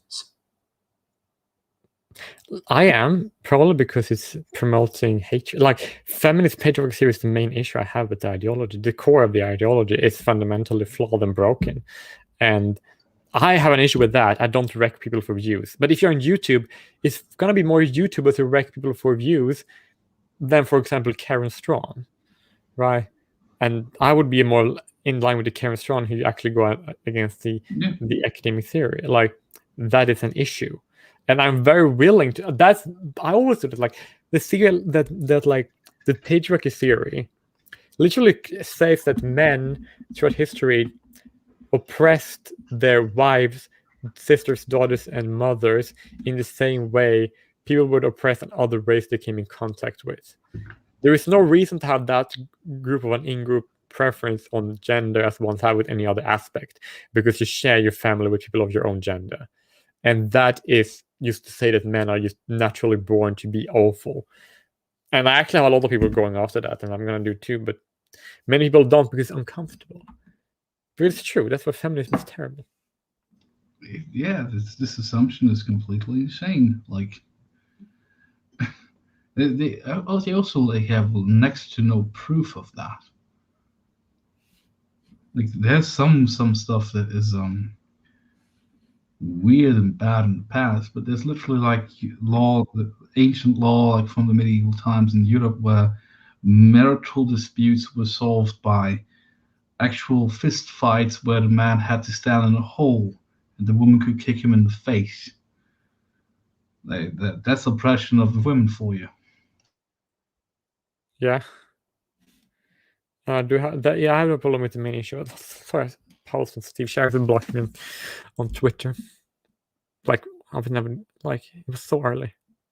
Since so many of you profess to be admirers of second wave feminism as opposed to third wave feminism, No, I'm not. And I'm not even sure that any of the cheap shot, low hanging fruit YouTubers were. Ever. No, people say they're admirers. No, they made the mistake of saying, until the third wave, it was okay. That doesn't mean you admire it. It just means that you have less grievance with it. Yeah, it's easy for people to hear that initially, and then find out later that feminism is fundamentally bad. But it's like it's a first stage of red pilling, I suppose. I thought it would be interesting to ask which second wave feminists in particular do you appreciate? Which? I mean, like, my mom. Does she identify as a feminist? Yeah, but she is actually one of a weird kind, because she actually do think that women are actually more privileged in society than men. So I guess it's more of a nominal thing rather than an actual label that is logical, if that makes sense. Yeah. But like, I still think that when the shoe fit, when the label is there, then I'm just gonna say that. Another example might be someone like Camille Paglia, because I actually used that her book or her arguments to make a feminist teacher I had agree with me a bit more. And that teacher was also feminist, and she was also older than me. I guess she's also second wave. I don't know what wave she would be in. Yeah. But I didn't agree with her on other things, but I did like her as a person, and she did have a lot of good ideas, because she gave me good grades about me opposing all forms of genital mutilation, including male circumcision. And so I guess I like her. I guess these are the answers for this question. But does it count? Like, does Camille Paglia count? Because the more the stuff that I mostly or 100% agree with her, she only wrote and said that after things went off the rails. I mean, like, my point is more that she basically made a book. Originally, like, I haven't read her books, but I know that she was very vocal in the 90s and later on about basically feminism going wrong. So yeah, it's easy to say, yeah, I agree with her somewhat. Yeah, we can get back to her soon. Which books written by second wave feminists have you read and found interesting? Which second? I mean, like, there is a book called The Internal War on Women that isn't in my bookshelf in this apartment, but as he blocked me on Twitter, I don't see a reason to read it. But otherwise, I probably would. No, then it's gonna be petty. But yeah, that's a book I have, I suppose. Might read it someday. And also, the Camille Page made a book called Sexual Persona, and she mentioned if women been living in, if women were in charge, like if it was up to women, they would still be living in grass huts, right? And which is true. And that's a book I recommended to my teacher, and that's a quote that I like because she makes perfect sense, especially in context. Now I'm out of context, but in context, it makes more sense than it does now. And she basically explained why patriarchy became a thing and why it was justified, and why we have a patriarchy, but it's like men and women being in charge of the patriarchy. So I guess she makes sense. It's a cooperative effort, if you ask any sane historian. Yeah, but like she have a good point because she based a lot of her theories on like reality rather than she's based on like hatred. So I guess that makes why she's so different than the regular feminists, I suppose, which is kind of insane to think about. That's like the rarity why the hateful example are the most normative. But hey, that's feminist for you. Yeah, it's just like I really like that politically incorrect episode from the 90s where she like argues that men and women are different and they function best when they can live out their differences. Yeah, makes sense to me. Second wave feminist activists have you specifically admired as you formed the opinion that you like second wave feminism, but you have no use for third wave feminism? I'm just curious. But if I was curious, why does he block me on Twitter? And then he would know that I don't really give a shit about second wave feminists, because second wave feminists, I don't like, that's the only people I like, but I don't like feminism, period. I don't like, and oh my god, it's bad.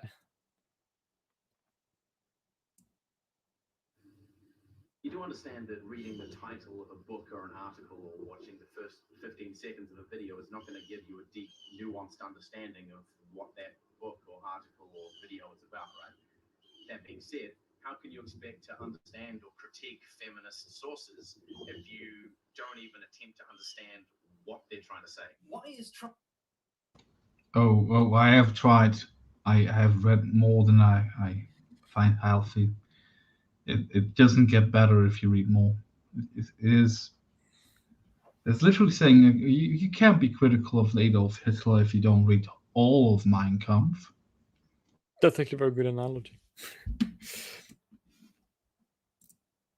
Trying and failing to debunk a study into sexual assault the number one priority for a rational thinker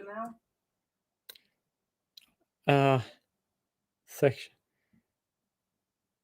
I mean, like when they exclude males from definitions of sexual violence, then it's kind of easy to debunk that. So yeah, I think it's kind of important if you're going to use falsified numbers, which feminists have done in the past. I think Mary Cuff did that. If you ask the same question, she would have found gender parity. But if they could make it a gendered issue, they can get all the funding for it because they only care about the women. Can easily debunk that. But and that should be a priority if you want justice and truth. It's not like the men's rights activists killed Erin Pitsy's dogs after she tried to look deeper into the issue.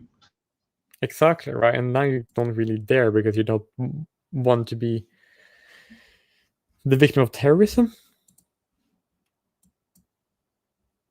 Does it maybe say something about your priorities? Nah, it's fine. It's fine. It's the feminazis. We have to stop them.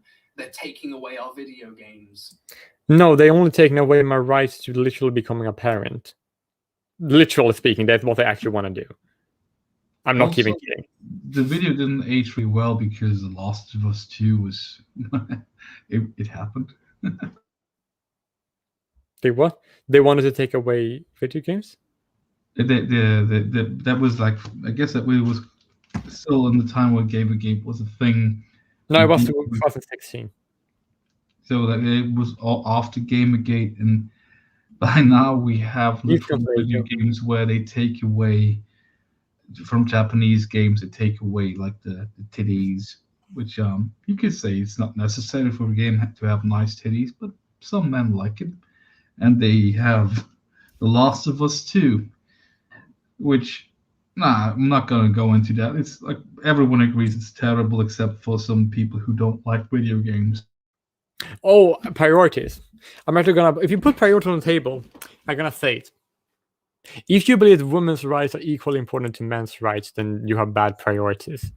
And the reason why, because if you think that not being allowed to fairly participate in sport or feel safe, or like if you think that women's rights in Western countries are equally important to men's rights, then you're wrong, because the men's rights are more important, because they have, like, when people ask for that, it's like so extremely unfair now. It's like not being taxed for not being wanted in the military, being allowed to be a parent and not having your kids taken away based on your gender, being allowed to be a parent not being taken away based on your gender, by the way. Like, it's like very, very skewed, and if you think the women's rights are equally prioritized, then your priorities are fucked up. I don't agree with that. Men's rights issues are very tangible and real and affect most men, if not all men, and also women. Countries where these laws are in place. Therefore, to say you shouldn't, they should be prioritized right now. There's a lot to fix there. Yeah, exactly. Therefore, people say men's rights and women's rights are equally important. Priorities, no, it shouldn't. Men's rights should be more of a priority if you actually want fairness and equality, which I don't. But if you want people to be treated fairly in society, then that should be your priority. Look, Anita, I'm sorry, but I can't. We can't actually destroy video games. That doesn't make any sense. I'm sorry, but that was actually a bit funny. So again, it didn't age really well because they literally could. They literally did. Exactly right. I needed. She like. I guess he was wrong because he could, but thankfully we still have World of Warcraft because. But technically, it's like in his little skit, the response from Anita would be, "Oh, you underestimate my power." Indeed.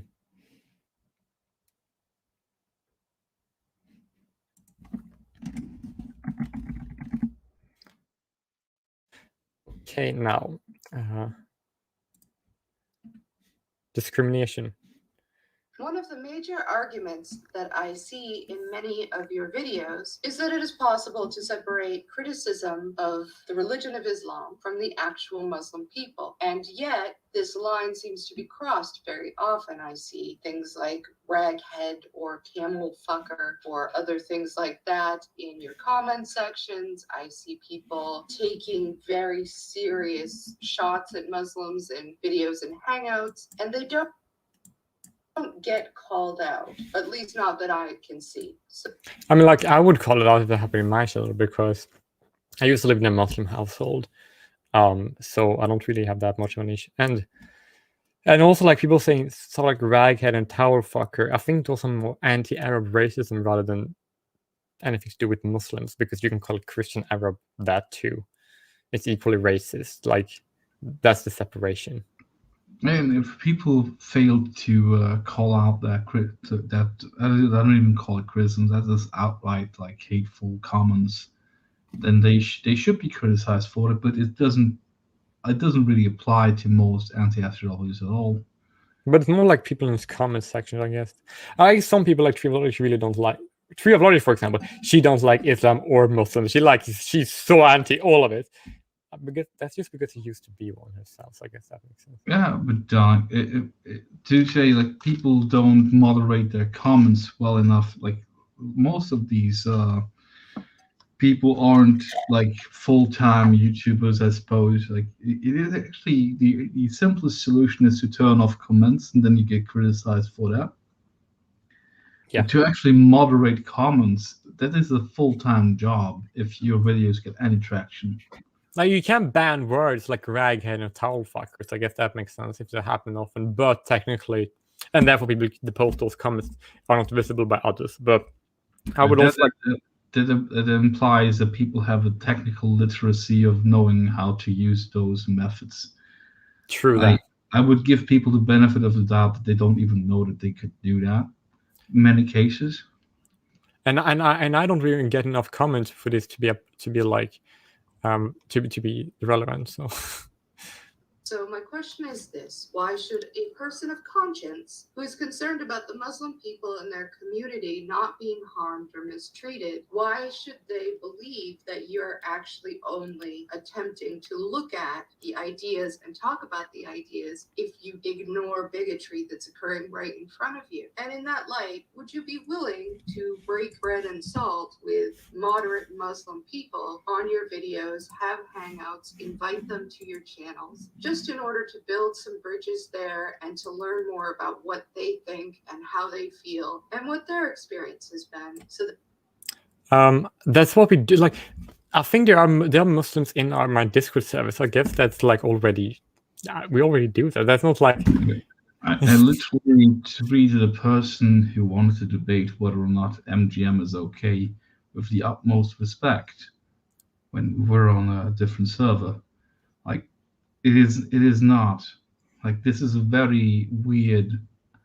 Like, I guess it's still about people not moderating their chats, so some assholes comments aren't deleted or reacted to. And yeah, if someone deliberately is in favor of that shit, that is bad. But it's hard to prove by the fact that they leave those comments up, because they might just not moderate their comments at all, or not know about methods to automatically delete comments. Like it is assuming that people who don't delete or react to comments are in favor of the contents of those comments, and I think it's not a fair point at all.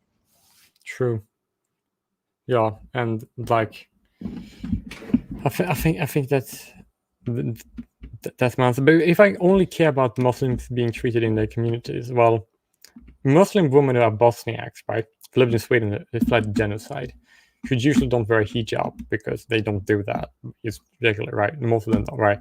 Then when other refugees come in who are also Muslim, and then they have a Sharia police that force them to do that because they are already Muslim, right? Then that's the Muslim people being treated badly by immigration. And if you want to talk about how Muslims are treated by, well, technically all the Muslims in South Africa are either minorities or immigrants, and they're treated pretty badly, discriminated against by the government, and I do talk about that. So I guess you'll be satisfied with what I'm doing. Yeah.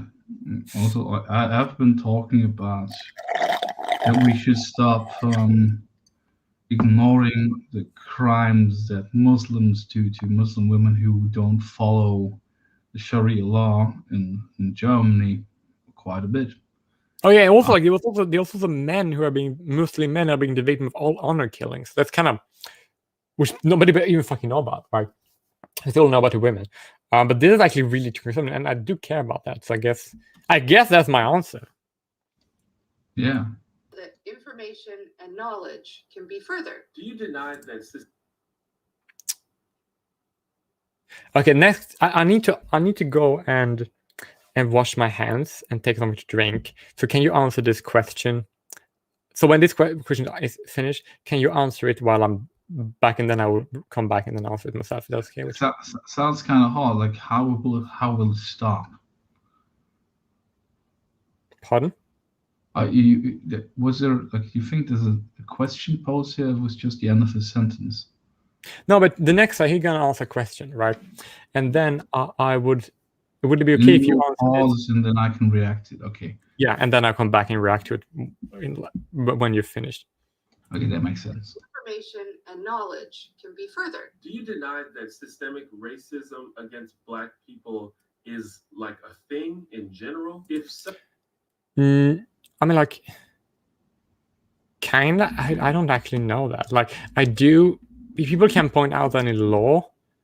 I mean, like, there are systemic racism in general, and I wouldn't say that. I mean, like, people can say that the implementation of the welfare state was part of systemic racism because of the Lyndon Johnson about having immigration at the same time as removing segregation. But and also like systemic racism against other races, such as affirmative action, is. I mean, like, systemic racism is technically speaking more against other races, I would say. But... Yeah, I mean. So the thing is, it is really the problem is the term systemic racism came to be because it's not tangible direct actions that are like you can pinpoint, like there it is in the law, or that's how someone admits to it. Is like literally the definitive trait of systemic racism is we don't have clear proof of it, but we have statistics that show differences. Therefore, there must be systemic racism. And I'm not denying that there can be, and maybe probably is, systemic racism, for example, in the US, but not in the way that they say it is. Yeah, like, I believe it is probably systemic racism towards all race to a degree, but I'm not sure to what. But I know there is institutional racism, but that's mainly to other races. That doesn't mean that Black people are better off, because people can technically be better off and still have less human rights than people who are worse off in general. And that's basically.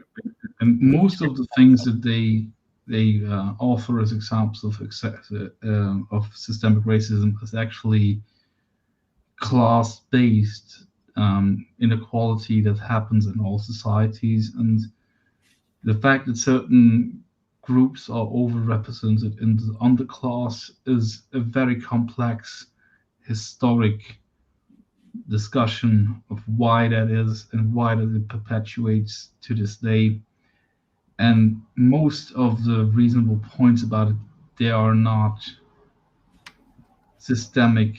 It's more of a, because this thing happened and this thing happened and this thing happens, therefore this thing happens, and no one is actually in control, like in this insidious deep state or behind the counter kind of evil person or group of people. It's much more complicated than that. So I really just like this argument because it's just more complicated than that.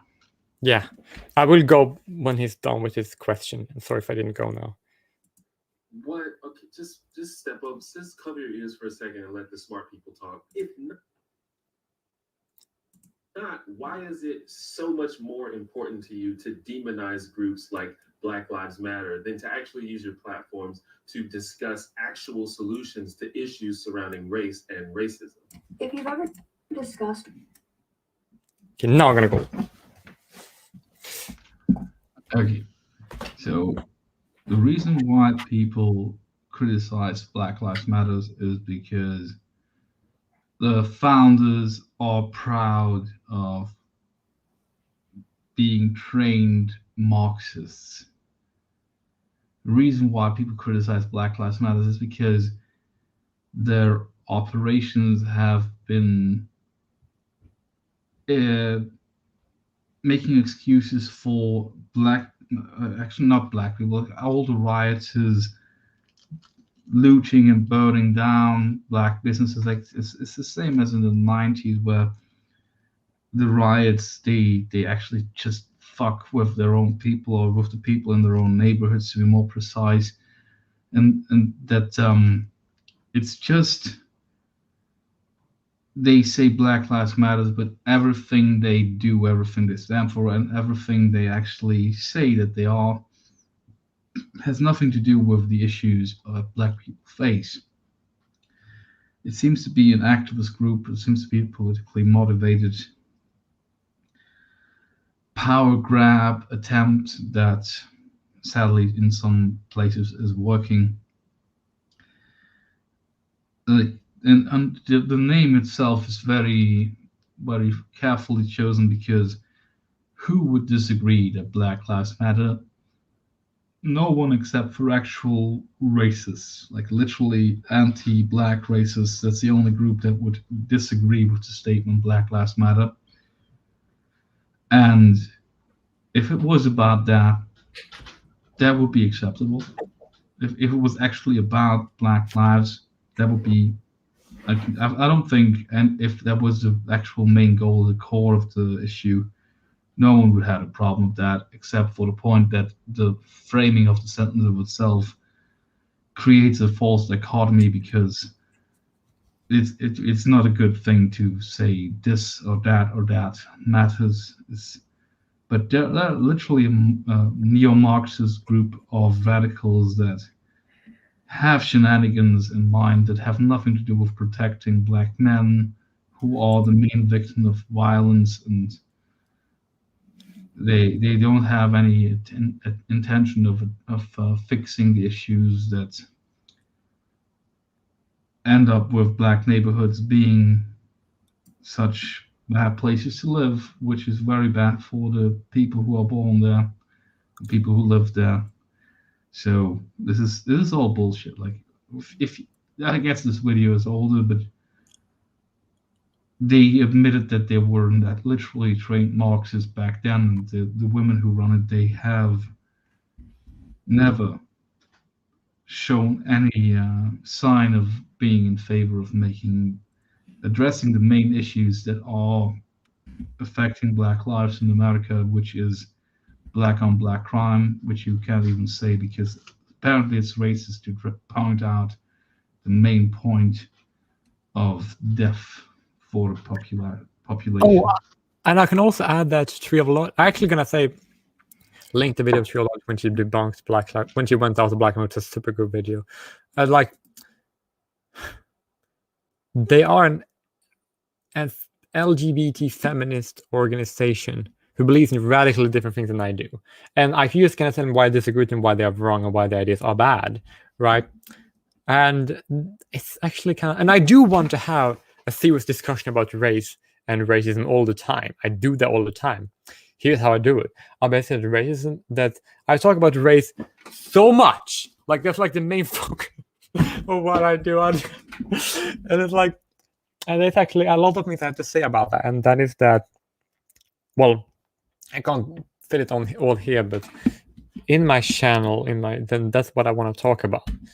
I have a lot of videos planned about that topic. That's because it's my main issue, and that is that we know that there are over 1,600 ethnic groups. They're all different, and that it's important that they're not being treated badly, right?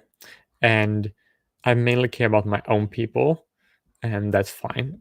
Like, I mean, like the Black Lives Matter movement, they seem to be okay, but they only caring about their own people. So I don't see why me doing the same would be a problem. So yeah, that's what it is. And I do want to have a discussion about race and how racism isn't a problem, because it's not.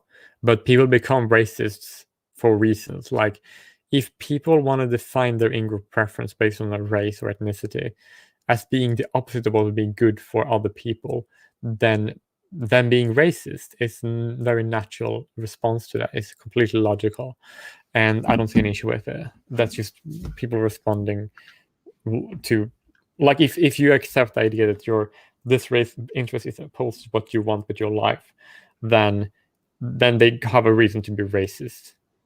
That's just sorry, that's what I believe, and that's just me having this serious conversation. I'm okay with having the conversation about race, about how much of things are determined by genetics and how much is not determined about treatment, and about how all races are being, and what should be done to be for my people to be treated the best. Because I have less concern for other races, because if I see what is good for them and they reject it, then I don't see how it is my place to judge. They can go whatever they want as long as my people are okay. We have not called for a discussion about racism as of now. Well, I technically do have called for it, but I think this would be a satisfactory answer. To work on a video about black on black crime. When are you going to do a video about white on white crime and what we as white people can do to solve the problems in our community? I mean, like, actually, what people who are classified as white, regardless if they live in South Africa, Brazil, UK, Canada, Australia, America, right? People classified as white are actually more likely to be the victim of violent crime by another racial classifier than their own race, while black people are more likely to be the victims by people of their own race. So it's not actually the same, it's different. And also, white on white crime is, at least in Europe, it's mostly family and relationship related to like crime. But I also like violent crime is like usually someone getting raped, murdered, beaten up. That's all the things that also happen in all other communities, and the rates are quite low. But the reason why she's wrong, here's why she's wrong, is that white people, regardless of classifier, are actually more likely to be the victims of a violent attack by people of an other race than by their own, or at least disproportionately more likely to be victims by other races than their own. Well, that I do actually dare say. The explanation for that lies within where certain ethnicities are based on migration and cultural effects in class levels, where the crime rates are more related to, correlation is stronger with social class and opportunity. Therefore, of course, the ones that are within like the normal system are more likely to be victims of the people who are on the outside of that. But that's not really, but in America, it's different. Like, the difference between Europe and America is that the same effects that happen with migrants in the European Union or in the European continent happen in America, in the US, and in South America with certain groups that have been there for generations. But I will also... It's the same trigger, it's class, but it's still like, if you want to play the race game, white people certainly are the most victimized and the least victimizers when it comes to crime. Yeah, like they are less likely to be victimized any other race than they are to victimize themselves, right? And they are, or being victimized by any other race, I might add. And they are literally more likely to be victimized by another race than to be by their own race. So technically, they are literally being attacked by other races unprovoked, right? And when it comes, and black people, they're not. They are only attacked. They are mainly attacked by themselves and sometimes other races, but those races tend to. Well, of course, it happens, but proportionally speaking, the whites are very much underrepresented. It's attacker other races, as well as their own race, and as well as and more likely to be attacked by another race than by their own race, right? And when you go to black on black crime, it's higher. So I guess that's a problem because people die. But when it comes to another race, then that's not the same problem because they don't die as much as the black people do. Isn't that like, shouldn't it be like prioritize black people like not being killed? Isn't that like, but if she doesn't know, we should care about this minuscule group of people. She's thinking in the dimensions of like, this is all about race, where it is mostly about social class and culture, and to a certain degree it's about education, but it's mostly the first two. And as long as people like her insist on addressing these issues on the level of race, there's no chance of making the situation better at all. But technically, if you even make it about race, her statements based on, even if you take race and only, her statement is still wrong because the white people, so-called white, are more likely to be victimized by other races than themselves. That is completely true. You're completely right about it. It's just like, this angle that she's taking is, I wouldn't say evil. It's ignorant. It's wrong. It's incorrect. Her facts are wrong. If we don't have the problem. Well, the problem is more being killed by other races, and I'm glad to talk about that. Why is a literal teenager's different definition of racism from you so horrifying that you all have to go, no, no, we have to stop him. We have to punch him now. I mean, like, if a person says who is a guy, have anti-male views, even if he's trans, then that's bad. So if you have that in the age, then that's a concern that should be addressed. And also, in that video, he literally promoted Gazi Code Soap. Well, thankfully, he retracted that and disavowed him, which is good, I suppose. But like, I do believe that was like a particularly terrible video to make. Holy shit! And technically, he's in the same age as me, Miles Stewart. So it's kind of interesting. But like, if someone like does that, then it's concerning, and you should point it out.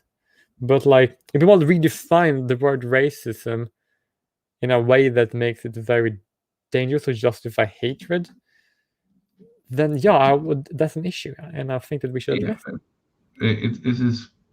If something is factually wrong and in a way that is even dangerous, of course it needs criticism.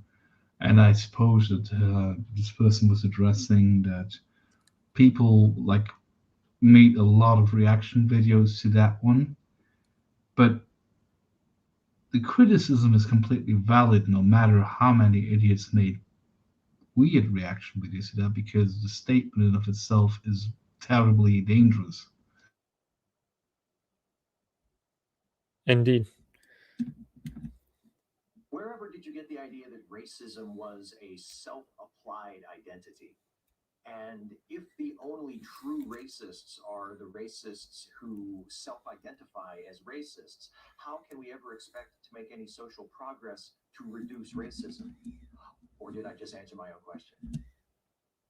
Well, if you want to make social progress, reduce racism, you should stop identifying the interest of one race as the opposite of the interest of another race. Not that racism is a problem, but that should be done, because otherwise it's just statist oppression, which is the real problem. But if somebody don't want to be called a racist when they're not a racist, then calling them a racist is wrong. And if people really were racist, why wouldn't they have an issue with being called a racist? Like, they shouldn't like, oh my god, I'm not racist, when they are racist. I guess that would be the case for people. Well, a lot of people on the SJWs, they are actually racist. They just don't want to be called that. But yeah, I say that if people don't want to be called racist, then usually it's just because they aren't racist. And if they are, you need to prove how they're racist. But if you are racist, then why wouldn't you want to be self-identified as a racist? It's kind of... It's funny that he keeps it seems to always be like, I forgot the guy who said sperm. His name, it doesn't matter. Like, using sperm. Like he keeps flipping back and forth between whether or not people can just label other people and they should accept it. Like, you're not the arbiter of truth. You can't just say someone is racist and when they say I'm not racist, that makes that they're still racist. Like, you have to prove that they're racist. And he seems to have a real issue with having to actually being in a position where he has to prove his point, which is quite silly.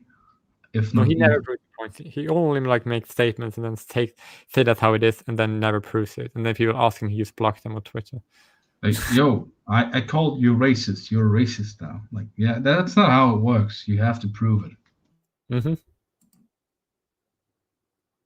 You often say that you are for equality of opportunity, but if people of color, for instance, have to overcome barriers whites do not, such as discrimination and unequal treatment, as are well documented in various studies, then how can the current situation be thought of as equal opportunity in any real way? And why do you consider it racist to discuss these issues? Well, it's usually documented in the other direction even more severely, with even more documentation and facts. and proof amongst that the other way than on this way.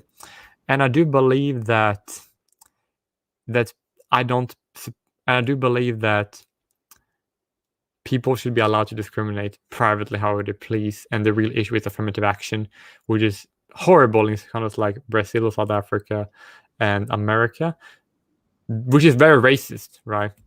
And I'm not for equality of opportunity. I'm just for the people who are paying taxes to a system should have the same access to that as other people who are paying it, because otherwise you're charging people for a fee and then discriminating against their children with their money. That's horrible. That's evil. That's a race-based oppression. And every country if there is affirmative action based on race in any country, all the races that doesn't have that are all oppressed. 100% of the case, except if they agree with it.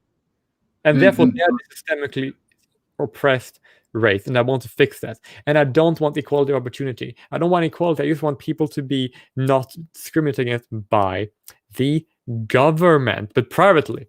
Do what the fuck you want. I don't care.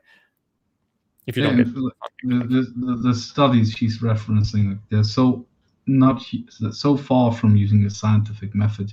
The actual scientists have tried to throw it out of the window, but the Overton window keeps shifting, so they can't just throw it out. And also, I think that the laws that discriminate people based on race are even more proof, because it's literally on the book and it's being enforced, and it's horribly oppressive. Yeah, it's horrible. It is really sad that these people think they have scientific studies. Yeah, we don't need a scientific study to prove a law that is unjust, and affirmative action and discrimination is law that are unjust. Indeed. Do you understand basic English syntax? If I say this cat is pretty, I don't mean that all other cats aren't pretty. Do you really not get why saying all lives matter in response to Black Lives Matter is not only racially insensitive, but just patently ridiculous? Actually, I do understand, but I don't think he understands. Do you understand basic English sentence? Because if somebody says the term Black Lives Matter and then some reply with all lives matter, then that's not they don't disagree. They basically you say, yeah, you're right, and then you just add information. That's they basically say this cat is pretty, and then if somebody say all cats are pretty, then they are not saying that this cat isn't pretty, and they're more what the fuck? That was literally self-own on his regard, because invoking the understanding of language to say, I'm not saying the other cats aren't pretty, and then someone's like, all cats are pretty. Oh, so you're saying this cat isn't pretty? That's literally insane.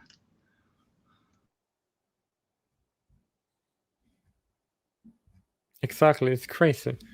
But technically, it's funny is that I actually do agree with the statement Black Lives Matter more than the statement all lives matter, because I do not think that all lives matter. I only think that all races matter. So I will basically say, is how I would talk if I were to people say that. I would probably reply with yes, all races matter. Because I think that all races are unique and important for the survival of humanity. For me, no. I want them as my neighbors, but I don't really care. Literally, they always invoke you only care about the West. No, I only care about my people, regardless if they're in the West or not. But if you take that logic to the ultimate point, so your lives don't matter because the Chinese are one of the largest populations in the world, but they're not white, therefore they can't do any wrong. What are you even saying, dude? Black Lives Matter, yes, they do. But we don't want to make a list of skin colors. That would be a Pantone kind of thing. Hey, you want your sofa to be black or white or Chinese? I guess what the fuck is that? If all life matters is somehow racist, then I don't even know what language is anymore. Well, he didn't say that it was. He said that responding to Black and with that was racially Yeah, insensitive, but I wouldn't do that. racially insensitive. Yeah, he didn't say it was racist, but to be upset about people saying all lives matter kind of makes you look weird in my book, because you should say yes, all lives matter. Well, I don't think that, because because that implies that all individuals matter, and I don't think they do, because a lot of people can get offended. There's some people who, I guess they matter. That like mattering is not really a qualitative statement of positive or negative. Oh, you should watch. When you watch, you're gonna see that not all individual matters. Like a lot of, and some people are so awful that their life really doesn't matter. Like when we do the other live stream, that you're gonna see a part of the worst person ever. Don't spoil it. Let's just move on with this video. Jeez. Okay, but I basically said it. Okay, then you say Black Lives Matter, Capoid Lives Matter, Basal Duration Lives Matter, Caucasoid Lives Matter, Asiatic Lives Matter. The mice letter is actually a nice Freudian stuff. Abapta. Yeah, ostrich lives matter too, because now I covered basically almost all races of people, and I think the old statement said this race life matter is a statement I would agree with, but I wouldn't agree with the phrase all life matter. So this criticism isn't really about me, to be honest. But when people say all life matter, they actually agree with the original statement. They don't disagree with it. They support it. So it's very weird to be offended by it. Indeed. Isn't it offensive to men to assume that a man could only ever want equality for women and therefore be comfortable with feminism as a whole in order to get laid, and that reduces us to beasts? If that was the case, wouldn't I attempt to get laid from my views instead of not ever trying that? I mean, like, I think because you're married, you wouldn't do that, and also because was he married when that video was made? And also, like, if you basically want equality for women, then why would you want to agree with feminism? Because that's not really what feminism wants. Like, honestly, if he's married when he made that video, it could be easily just easily be said that he makes all of these statements to keep his wife, which probably is a feminist. I mean, like, he's in New Zealand, so I guess that would be true. That tells you everything you need to know. But also, why would you, like, what actually can you get from feminism as a man? Like, you get not like your parental rights is going to be and the rights to even be treated fairly if you have sex with a woman, regardless of the outcome. It's also going to be compromised because of feminism. The same, your parental rights going to be compromised. Like, it's kind of like if you want to be with women, then I don't really think you would like agree with. Then being a feminist could work, because I heard of some people, they basically say that they're getting laid because they were like that. And I'm like, I would say getting laid I don't think that's a good thing to get laid. It's a neutral thing. Like, people who value that are retarded, and people who have that nihilistic worldviews, like, I guess they would be more left-wing, because if you want the sexual promiscuity isn't really that good for society in many ways. At this point, I'm close to equating men who value random one-night stands so much. I would equate them to men who on some rare occasions go and pay a hooker. Like, it's different, I know, but to say that this is like the good life, like having a very impersonal hookup every now and then, where you never really, like, it's just a one-time thing. It is very, very close with like all the details about it to just paying a hooker for one night. You just don't have to play and pretend for months to get to the point where a woman will be generous enough to let you have her body for one night. Yeah, like, it's like, I don't like promiscuity, so therefore people on the left would be like, yay, sexual promiscuity, and I would say, like, fuck you. I would say, like, I don't want to pay for that. But like, yeah, like, if people are gonna, I don't think that, because I don't think men are used into it for that. But I guess some are, but I wouldn't assume that everyone is. I guess it's, in any case, it is. It doesn't have to be unhealthy to have a one-night stand, a hookup, or like even playing a hooker. That doesn't have to be unhealthy behavior. It's more about whether you have any conception of what you want to do with your life. Because it's fair if you don't ever want to have children, if you don't want to have a spouse, if you don't want to have people that will be there when you die. It's completely fair. You have the right. You have the right to decide to do that. I personally think that's inferior to finding a good partner and having children, because that has some inherent positives that are obvious. But it is your fair decision. But don't promote that kind of shit. Don't promote staying single for the rest of your life. Don't promote like only having one night stands. Don't promote like ideology that is anti-natalist, because children have a right to exist. There say genocidal. Come again? There are say genocidal. What's that mean? Like people who are against people having children, they are basically genocidal. Oh, say, yeah, they are. And if they were consistent, they would also be anti-immigration. Like, I don't want to connect those two things, but if they were consistent, they would also be against that, because. Well, that's because they're genocidal more than like that's my point, because they want to genocide the native people. And I don't think that's a stretch to call on that, but it's very, very not related to the point you are making. But I don't. We have to do this on another video. It's too big of an issue. He also said like that men should only want to be equality for women and be comfortable with feminists and used to get laid. Like people can want equality with women without being comfortable with feminists. And actually would say that that's more consistent, because feminism isn't really in favor of that. So.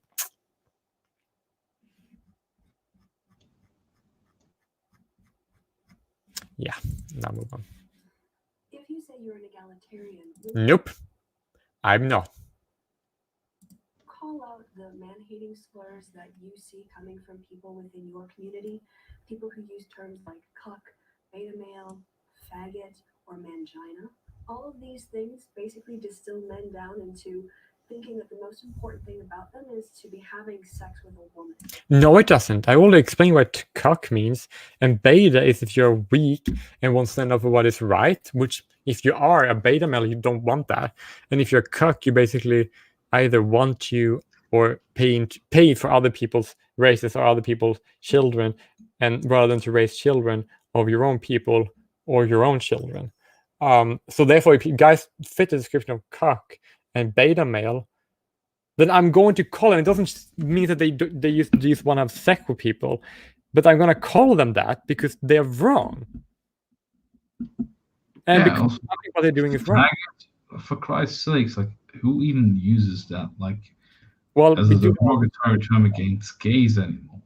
No, that's just for fun, right? And that's just funny. That's rather offensive. So what are you doing to stop this kind of behavior in your community? I mean, like, a lot of people I talk to really don't like men because a lot of men are being pussified. Like, they're literally like are okay with the status quo, which is man-hating. And if people don't like men because men are okay with other men being grossly mistreated by the legal structure, then I think that man-hating in that sense is very reasonable. I mean, like, one of our friends made a case, and I do kind of agree with that.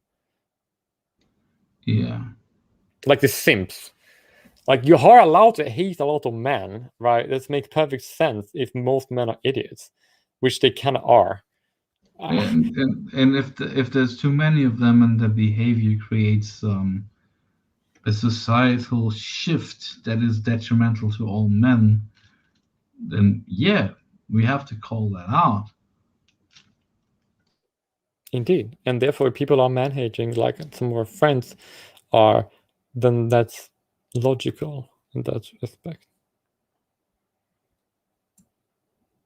Interesting. Some radical MRAs are more man-hating than the radical feminists as a result, which I don't blame them for because it makes sense. Yeah.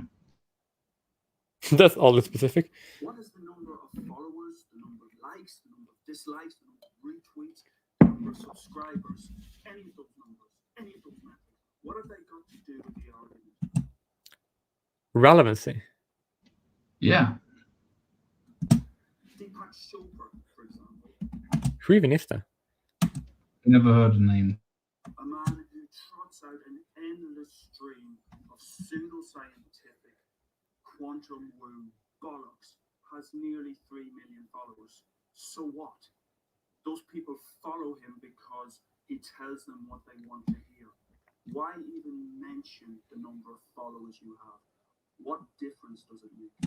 It means that his outreach is very large, and if his outreach is large and more people believe what he has to say, and then That's the definition of relevancy.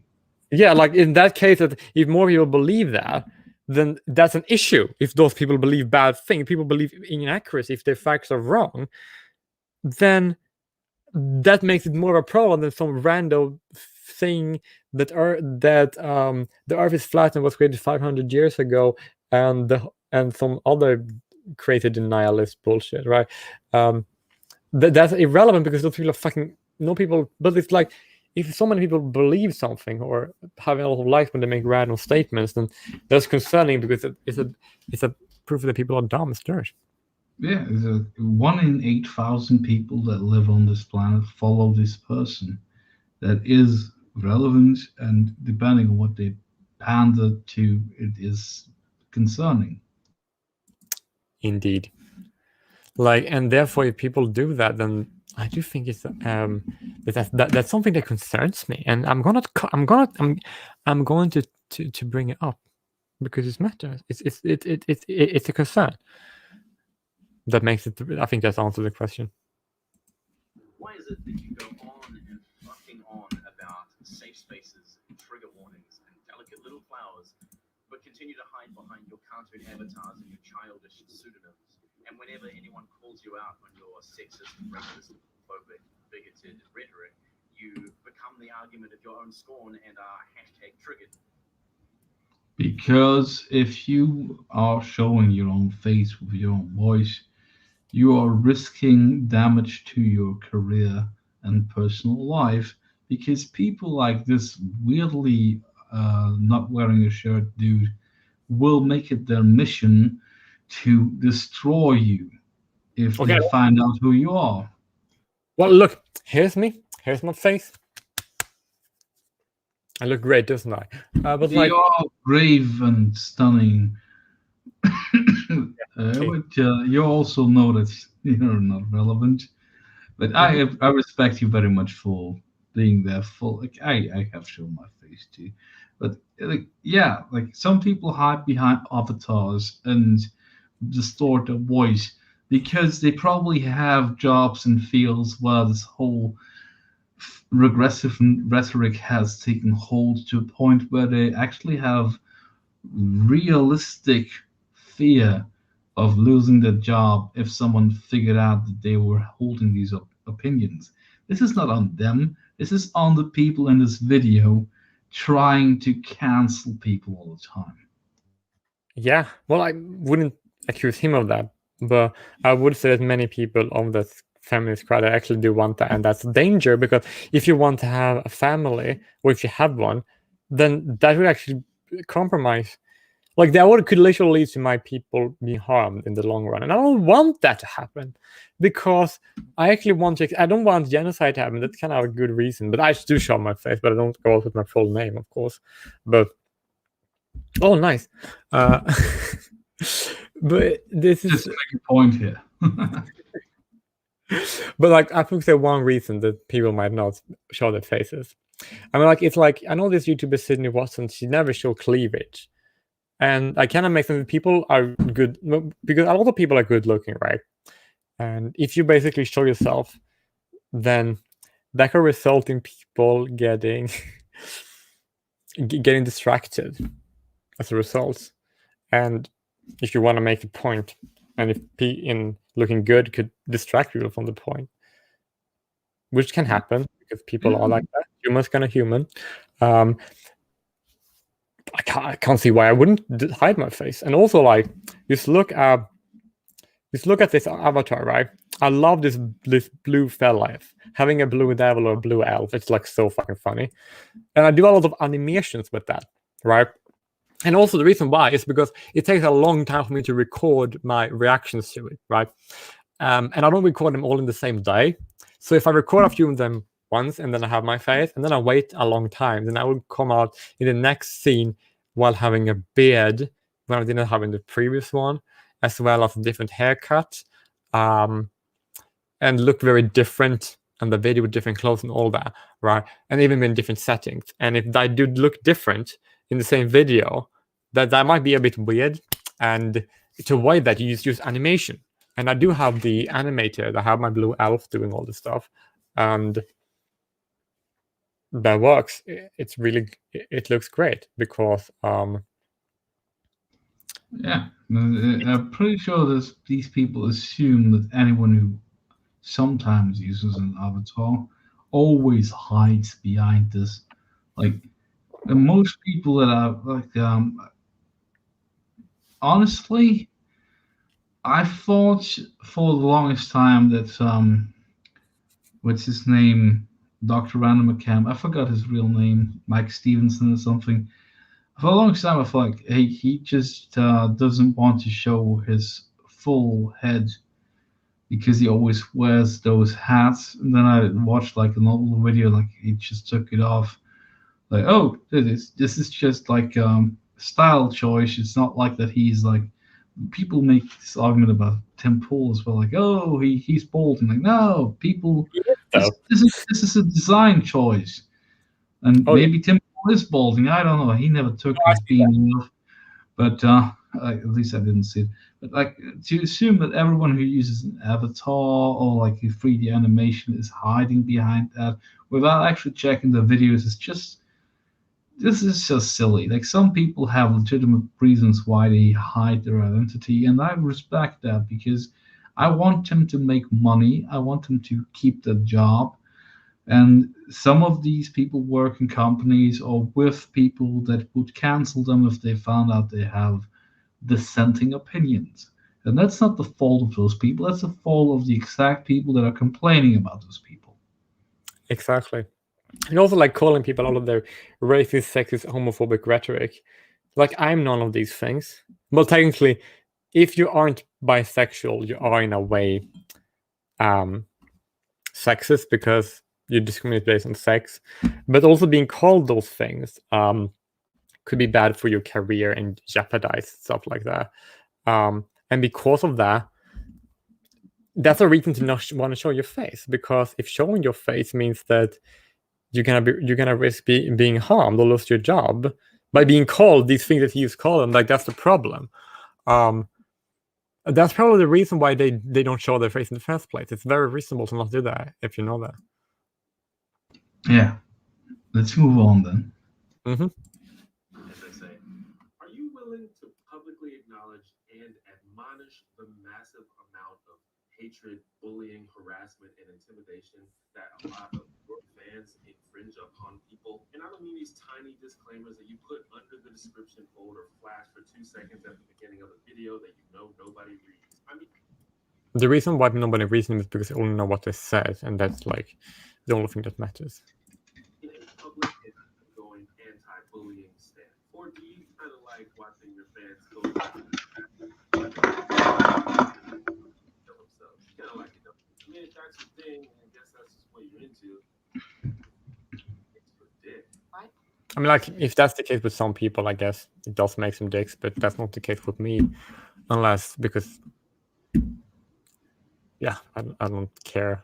But like, I'm not going to like go out of my way. Like, if I'm gonna respond to something, I might want to put the link in the description, but I don't. But if I'm gonna say don't go out and harass this person because But then putting the link in the description kind of is counterintuitive. But you kind of have to, because people are going to say, "Oh, you took it out of context. You took him out of context." Therefore, you kind of have to make that link. But then you have to say, "Yeah, I put the link in the description so you can see for yourself, but don't harass those persons." Yeah, that's what else do you want? Also, I love that after he said, "Just makes you a dick," the next person has an avatar that looks like a dick with a wig. That's actually pretty funny. But I would also like. No, never mind. I don't have enough followers to do that, and I usually, when I react to video response, I usually say that I like, because I tend to be a lot of positive and a lot of nice to the person I'm responding to. So if somebody thinks that they're bad and want to harass them, then that's because of their beliefs, not because what the other person said, not because what I said. So yeah, I'm free because of that. If I told audience, I would advocate that you do the things that you already know about, like with moderating the chat automatically or being hands-on with it.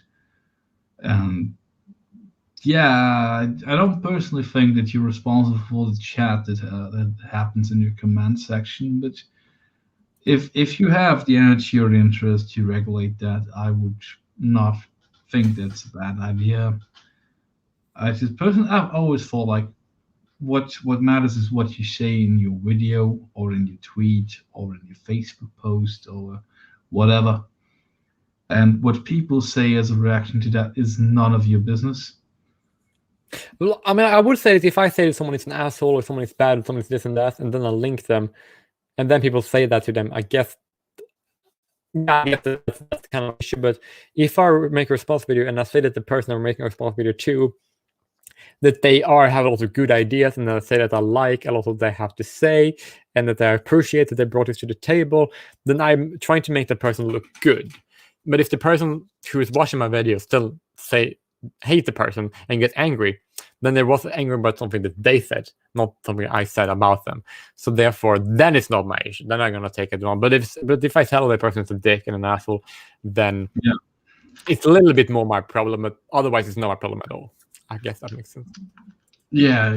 I think we're in agreement. Let's move on. Do you find it so hard to believe that feminists are being harassed online? I think that some of them are, but like they tend to profit from it in many ways, like absolutely financially profiting. They often seem to actively provoke this kind of reaction to gain relevancy. I'm not saying all of them are doing this, but the ones that are being harassed, usually they actually seem to be provoking that reaction very hard. Yeah, it's like they actually. If people are gonna say hateful stuff, then they can't really get mad when people say hateful things back. I love drinking male tears, which is that's not going to that. Like, oh, I love hurting white men. Like when people then react angrily to such comments on Twitter or videos where they say those things, you're either retarded, that you don't know that the reaction will be that way, or you're doing it intentionally. I'm sorry. There's only two options there. Like the internet has been a thing. That's actually kind of funny. But when I say European now, it's gonna mean the race, not anything else, right? When a European, a Native American woman, she literally called a European a hunky, and then I called her a squaw, and it was like, "Oh my God, you're racist." I'm like, but you did that, and they did the same back. Why do you have an issue with me treating you? Don't use racial slurs if you don't want to play that game. It's another European. He basically, and a black guy called him a pig, and then he replied with calling, and the European guy called him the black guy a monkey, and it's like, "Oh my God, you're racist! You called me that." I'm like, but you called him a pig. What? Like, either people don't call other races derogatory terms, right? And they don't get called it. Or they call other races derogatory things, and then they get called that. And then they can't complain about it then. Like, I'm sorry, but fuck? If you think that you have a right to, like, they always use this argument, like, I'm punching up. Like, how the fuck do you know that person that you're attacking is above you? That sounds like a very strange worldview, that you see yourself as this person as below the boot of the white supremacist patriarchy, whatever. Like, you should stop thinking that way about yourself. I think you will do much better if you do that. Almost definitely, because like if they do that, then there is itself a racist or a sexist. That they're being racist or sexist. In if they do that, they're literally saying that this person is you because of your race. That means it's okay to treat you like shit, but it's not okay to treat me like shit because I'm a different race. No, fuck that. That's literally racism. That's literally the definition of racism. To distinguish between how you treat different people based on there are racial terms. Like, we both know that race is not really that well defined, but you know what I mean. Like, it's just literally racism. Indeed. So therefore, like, yeah, it's like punching up Naruto is dumb because you don't know who. Like, if you say they have more subscribers than me, they have more money. I mean, like, no, it doesn't make like so because they're punching up. That means you can treat them like shit. That's just communist Marxist rhetoric. Like, I'm sorry, but that's what it's based on. Call a spade a spade. This is what they created from the Marxist logic is this victim hierarchy that I think it can only cause harm. It's literally impossible to do good with that kind of mindset, and they insist on using it. And I'm inclined to say let them do it, but don't give them such a large platform. Indeed. Do you understand the key importance of reproducibility and repeatability in scientific research? That's simply going to Google Scholar, doing a 30-second search for keywords and pulling out the first paper you find that backs up your stance is not a particularly credible way to do research. It is enough if you want to make a like if it's an assignment for school. Yeah, I mean, like, no actual serious scientist has ever done that, and I guess some YouTubers do that. And I applaud them because that's better than just throwing out assumptions and accusations like you are doing. And also, like, if you're gonna make a statement, right?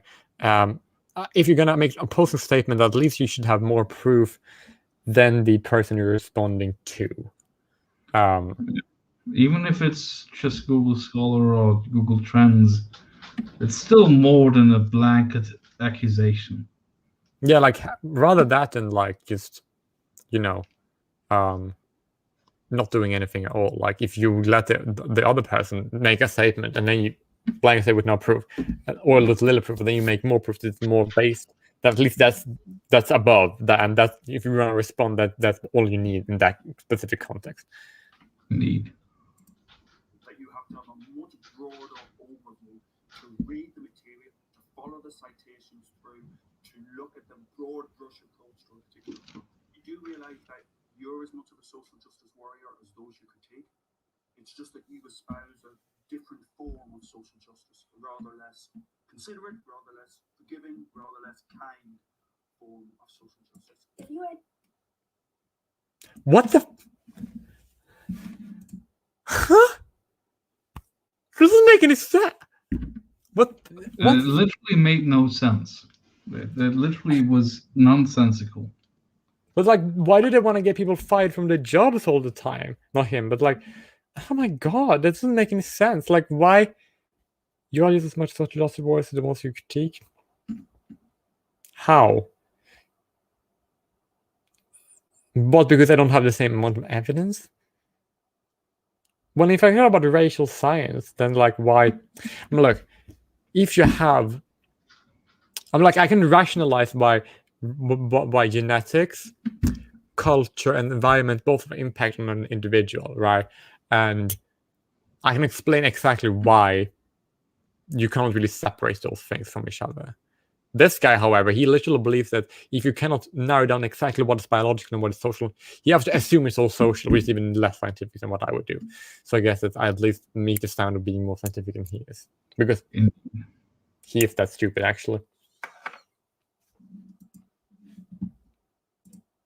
Identify as an egalitarian. No. And I'm interested in your take on the usefulness of the concept of the original position as laid out by John Rawls in his theory of justice. I don't read it, but I don't identify as an egalitarian, so I don't really feel that I need to. And like, look at the condescending. How can? Oh my god! It's a beautiful, beautiful moment to pause. Like her face on this pause. Jesus fucking Christ! The thumbnail is perfect. Holy shit! Like, fist split. Oh. Oh my god, like what the fuck is what's this like Jesus Christ, this is literally sitting there like the like look, I don't identify as an egalitarian. I don't like equality. I think it's a stupid principle. I don't need it. But like hello, I'm just like, no, I don't have an answer there because it's not applied to me. It's not a question addressed to me, but like Jesus Christ. That's fake. Oh my god. It's sad that I said we should put the closed captions on, because this should be like the literal dictionary picture for smug. Like, you look up what does smug mean, and this picture comes up. Yeah, maybe even better, maybe without the screen text. Look at her face. It's like we have. I gotta leave it out there to marinate on you for a while. No, please continue to with it, because it's gonna haunt me in my dreams. It's gonna pierce my soul. It's like fist displayed with a fist of condescending. It's like oh gosh, I'm so cringe, but like, oh my god, oh my god, his face! Oh my god, it's brilliant. Showing us why my face is red. I need to stop laughing. Oh my god. No, you need to keep doing it, but this is funny as shit. No. As a supporter, as a proponent of freedom of speech, why do you want to quash academic freedom? If you're not familiar with the concept of academic freedom, it's worth, in the UK at least, looking up the 1988 Education Reform Act and seeing what that says about the rights of academics to put across unpopular opinions. Why? I don't think social justice courses and critical race theory are unpopular opinion, and I don't think that we should mandate hate speech being taught to people by force. Like, if you want courses in social justice to be called gender studies, for instance, mandatory to people who don't even study it, then you want to re-educate people into going against their own people and their natural role in society. That's evil and genocidal. Making an argument against the current status quo of academia, because they do actively suppress voices of dissent and opposition. Mm-hmm. And he pretends like the popular opinions in academia are being oppressed because some YouTubers are criticizing it. No, I think it's literally weird. I think he basically saw made a position to cancel social justice courses, which I definitely supported. I didn't sign it though because I was too young and didn't find it out about it until later. But like, look, I don't care about ideology mainly. I only care about my people. And if a scientific, or if like not scientific, but if like narratives are being taught to people in school that leads them to either harm my people or it's bad for my people, then why would I care about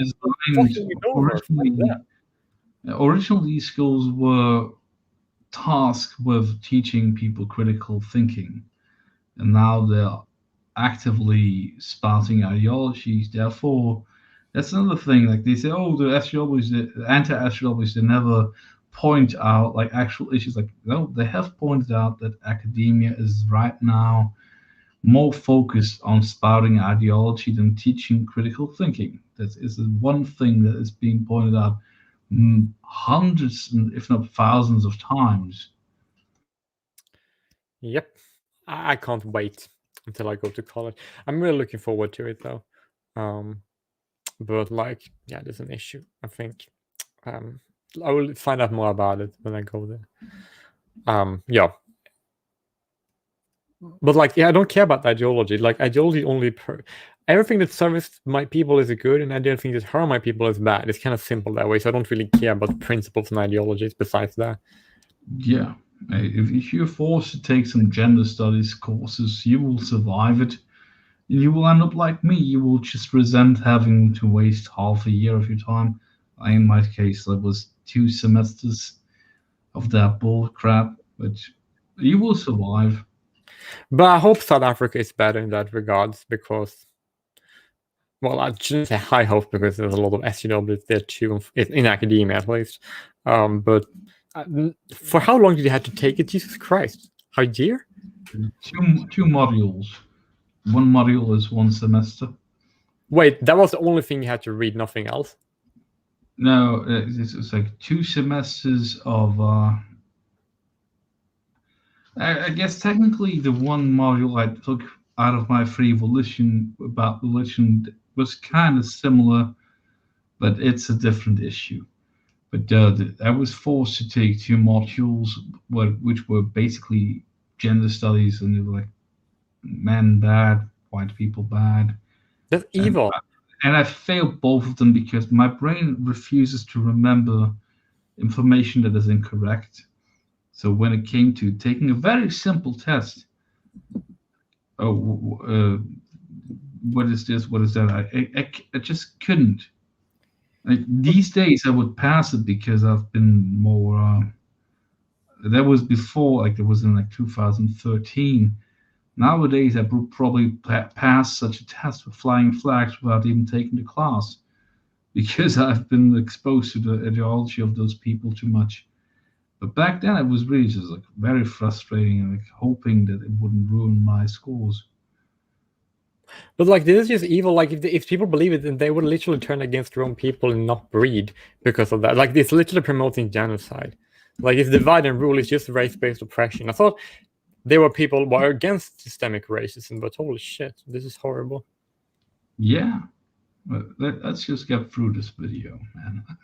This is a much broader topic than this video justifies. Do you really? Oh, did you hear that question? No, I was talking over it. Sorry.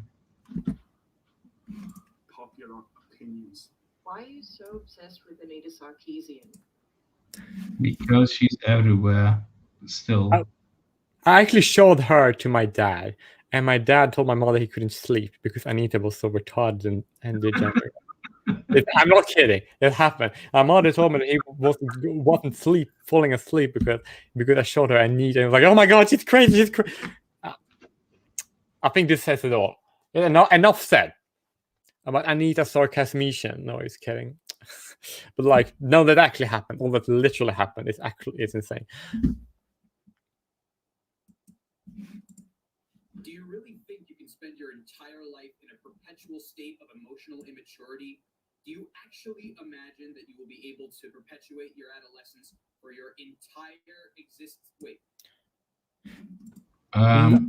I think this is projection. I think this is just him projecting what he's doing.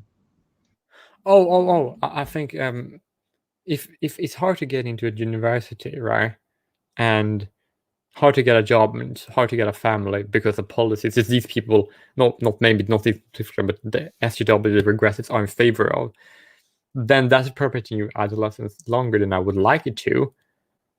But that's not my fault, isn't it? You know why? Because, structural violence and systemic racism, systemic sexism are a thing. Or homophobia too, by the way. I can pull that card. All of it fits, by the way. And if they haven't think that those terms are legitimate and useful, I actually approve. I approve of all that. So either agree with me or reject your position. Not you, but I get it. Let's just move on. This is silly. This is very silly.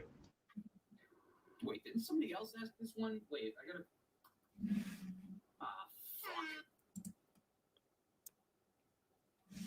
gotta. I think you just repeated what was said in the video that they were watching before. I think that's it.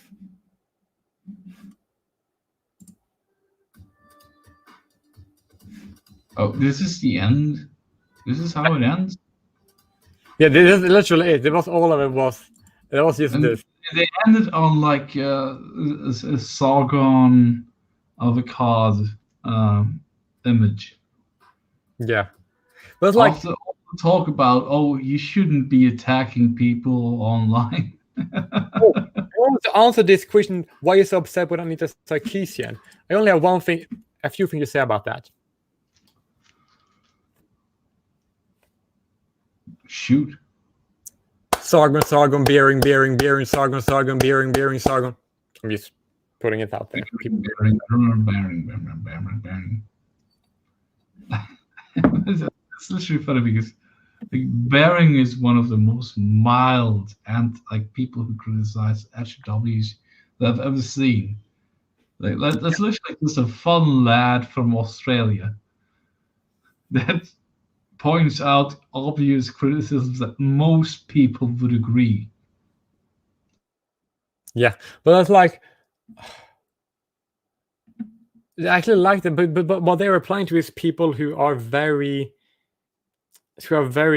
mild in their critiques, and because they're I think they're a bit too mild because they don't go to the root cause, where universalism and anti-racism, which are mainly issue, and we need to challenge those premises, and we in order to go to make society good, and if they're gonna call that out, then I guess we're not be. Yeah, if those people are the only one going after the social justice warriors, they're not the only one though. But like, then you're not really going to solve it. I'd say it's literally like a big. I'm sorry, I thought I could debunk these incredibly well-reasoned arguments, but it turns out that when there isn't any reasoning because they only read the first paragraph of the study, there isn't anything to debunk. Yeah, I know it's a huge shame, but I guess I've technically failed. I know, but you're gonna have to cut these bits out of the video. Yeah. Well, good luck with you. I love you too. I don't know why, but why do I like it? He's funny, but not in the way that he intends to. That's so true. Like he basically says, like, "Oh, I need to." Well, I actually don't know what he tends to because he's making fun of Anita Sarkeesian though. I don't know. I need another reason to live after this thing. It's so silly. It's so fucking stupid. I can think of a few reasons you have to live. I still have work to be done. Indeed. That's the reason. Like, is there anything? This was funny, but it was very annoying. I expected that, but it just. I know why the other people who reacted to this video just cut out of clips because Jesus fucking Christ, the arguments are so silly. Yeah. You kind of get why I didn't want to do like it's kind of like not very relevant anymore, but I still decided I want to do it because you know why now, and that's the reason why I didn't waste another video because you know how slow I am with making videos. Like, oh my god, it takes like forever for me to make a video finish because I'm too busy to make videos finish. Yeah, I hope that once the secret project launches, you will have some motivation. True. Yeah, I will have. But oh god, that's gonna be a fun live stream. The secret project. That is gonna be the funniest live stream ever. Maybe not, but it's gonna be a fun live stream. And also, everybody watching the live stream, it's gonna be one live stream about the secret project, and it's gonna be one live stream about next Friday. And that's gonna be so fun. All of it's gonna be so fun. I think this is it. We should end it now. Yeah, we've covered the thing, and we got out of it mostly unscathed. Like some damage has been dealt. We will never be the same, but such is life, and we should not complain. True, and also like. I just want to clarify why this was for a live stream, not for a proper video. I planned to make a proper video when it was relevant, but didn't feel like anymore. It would have been weird. But anyhow, bye all the lovely viewers who wants to watch my channel for some reason. Thanks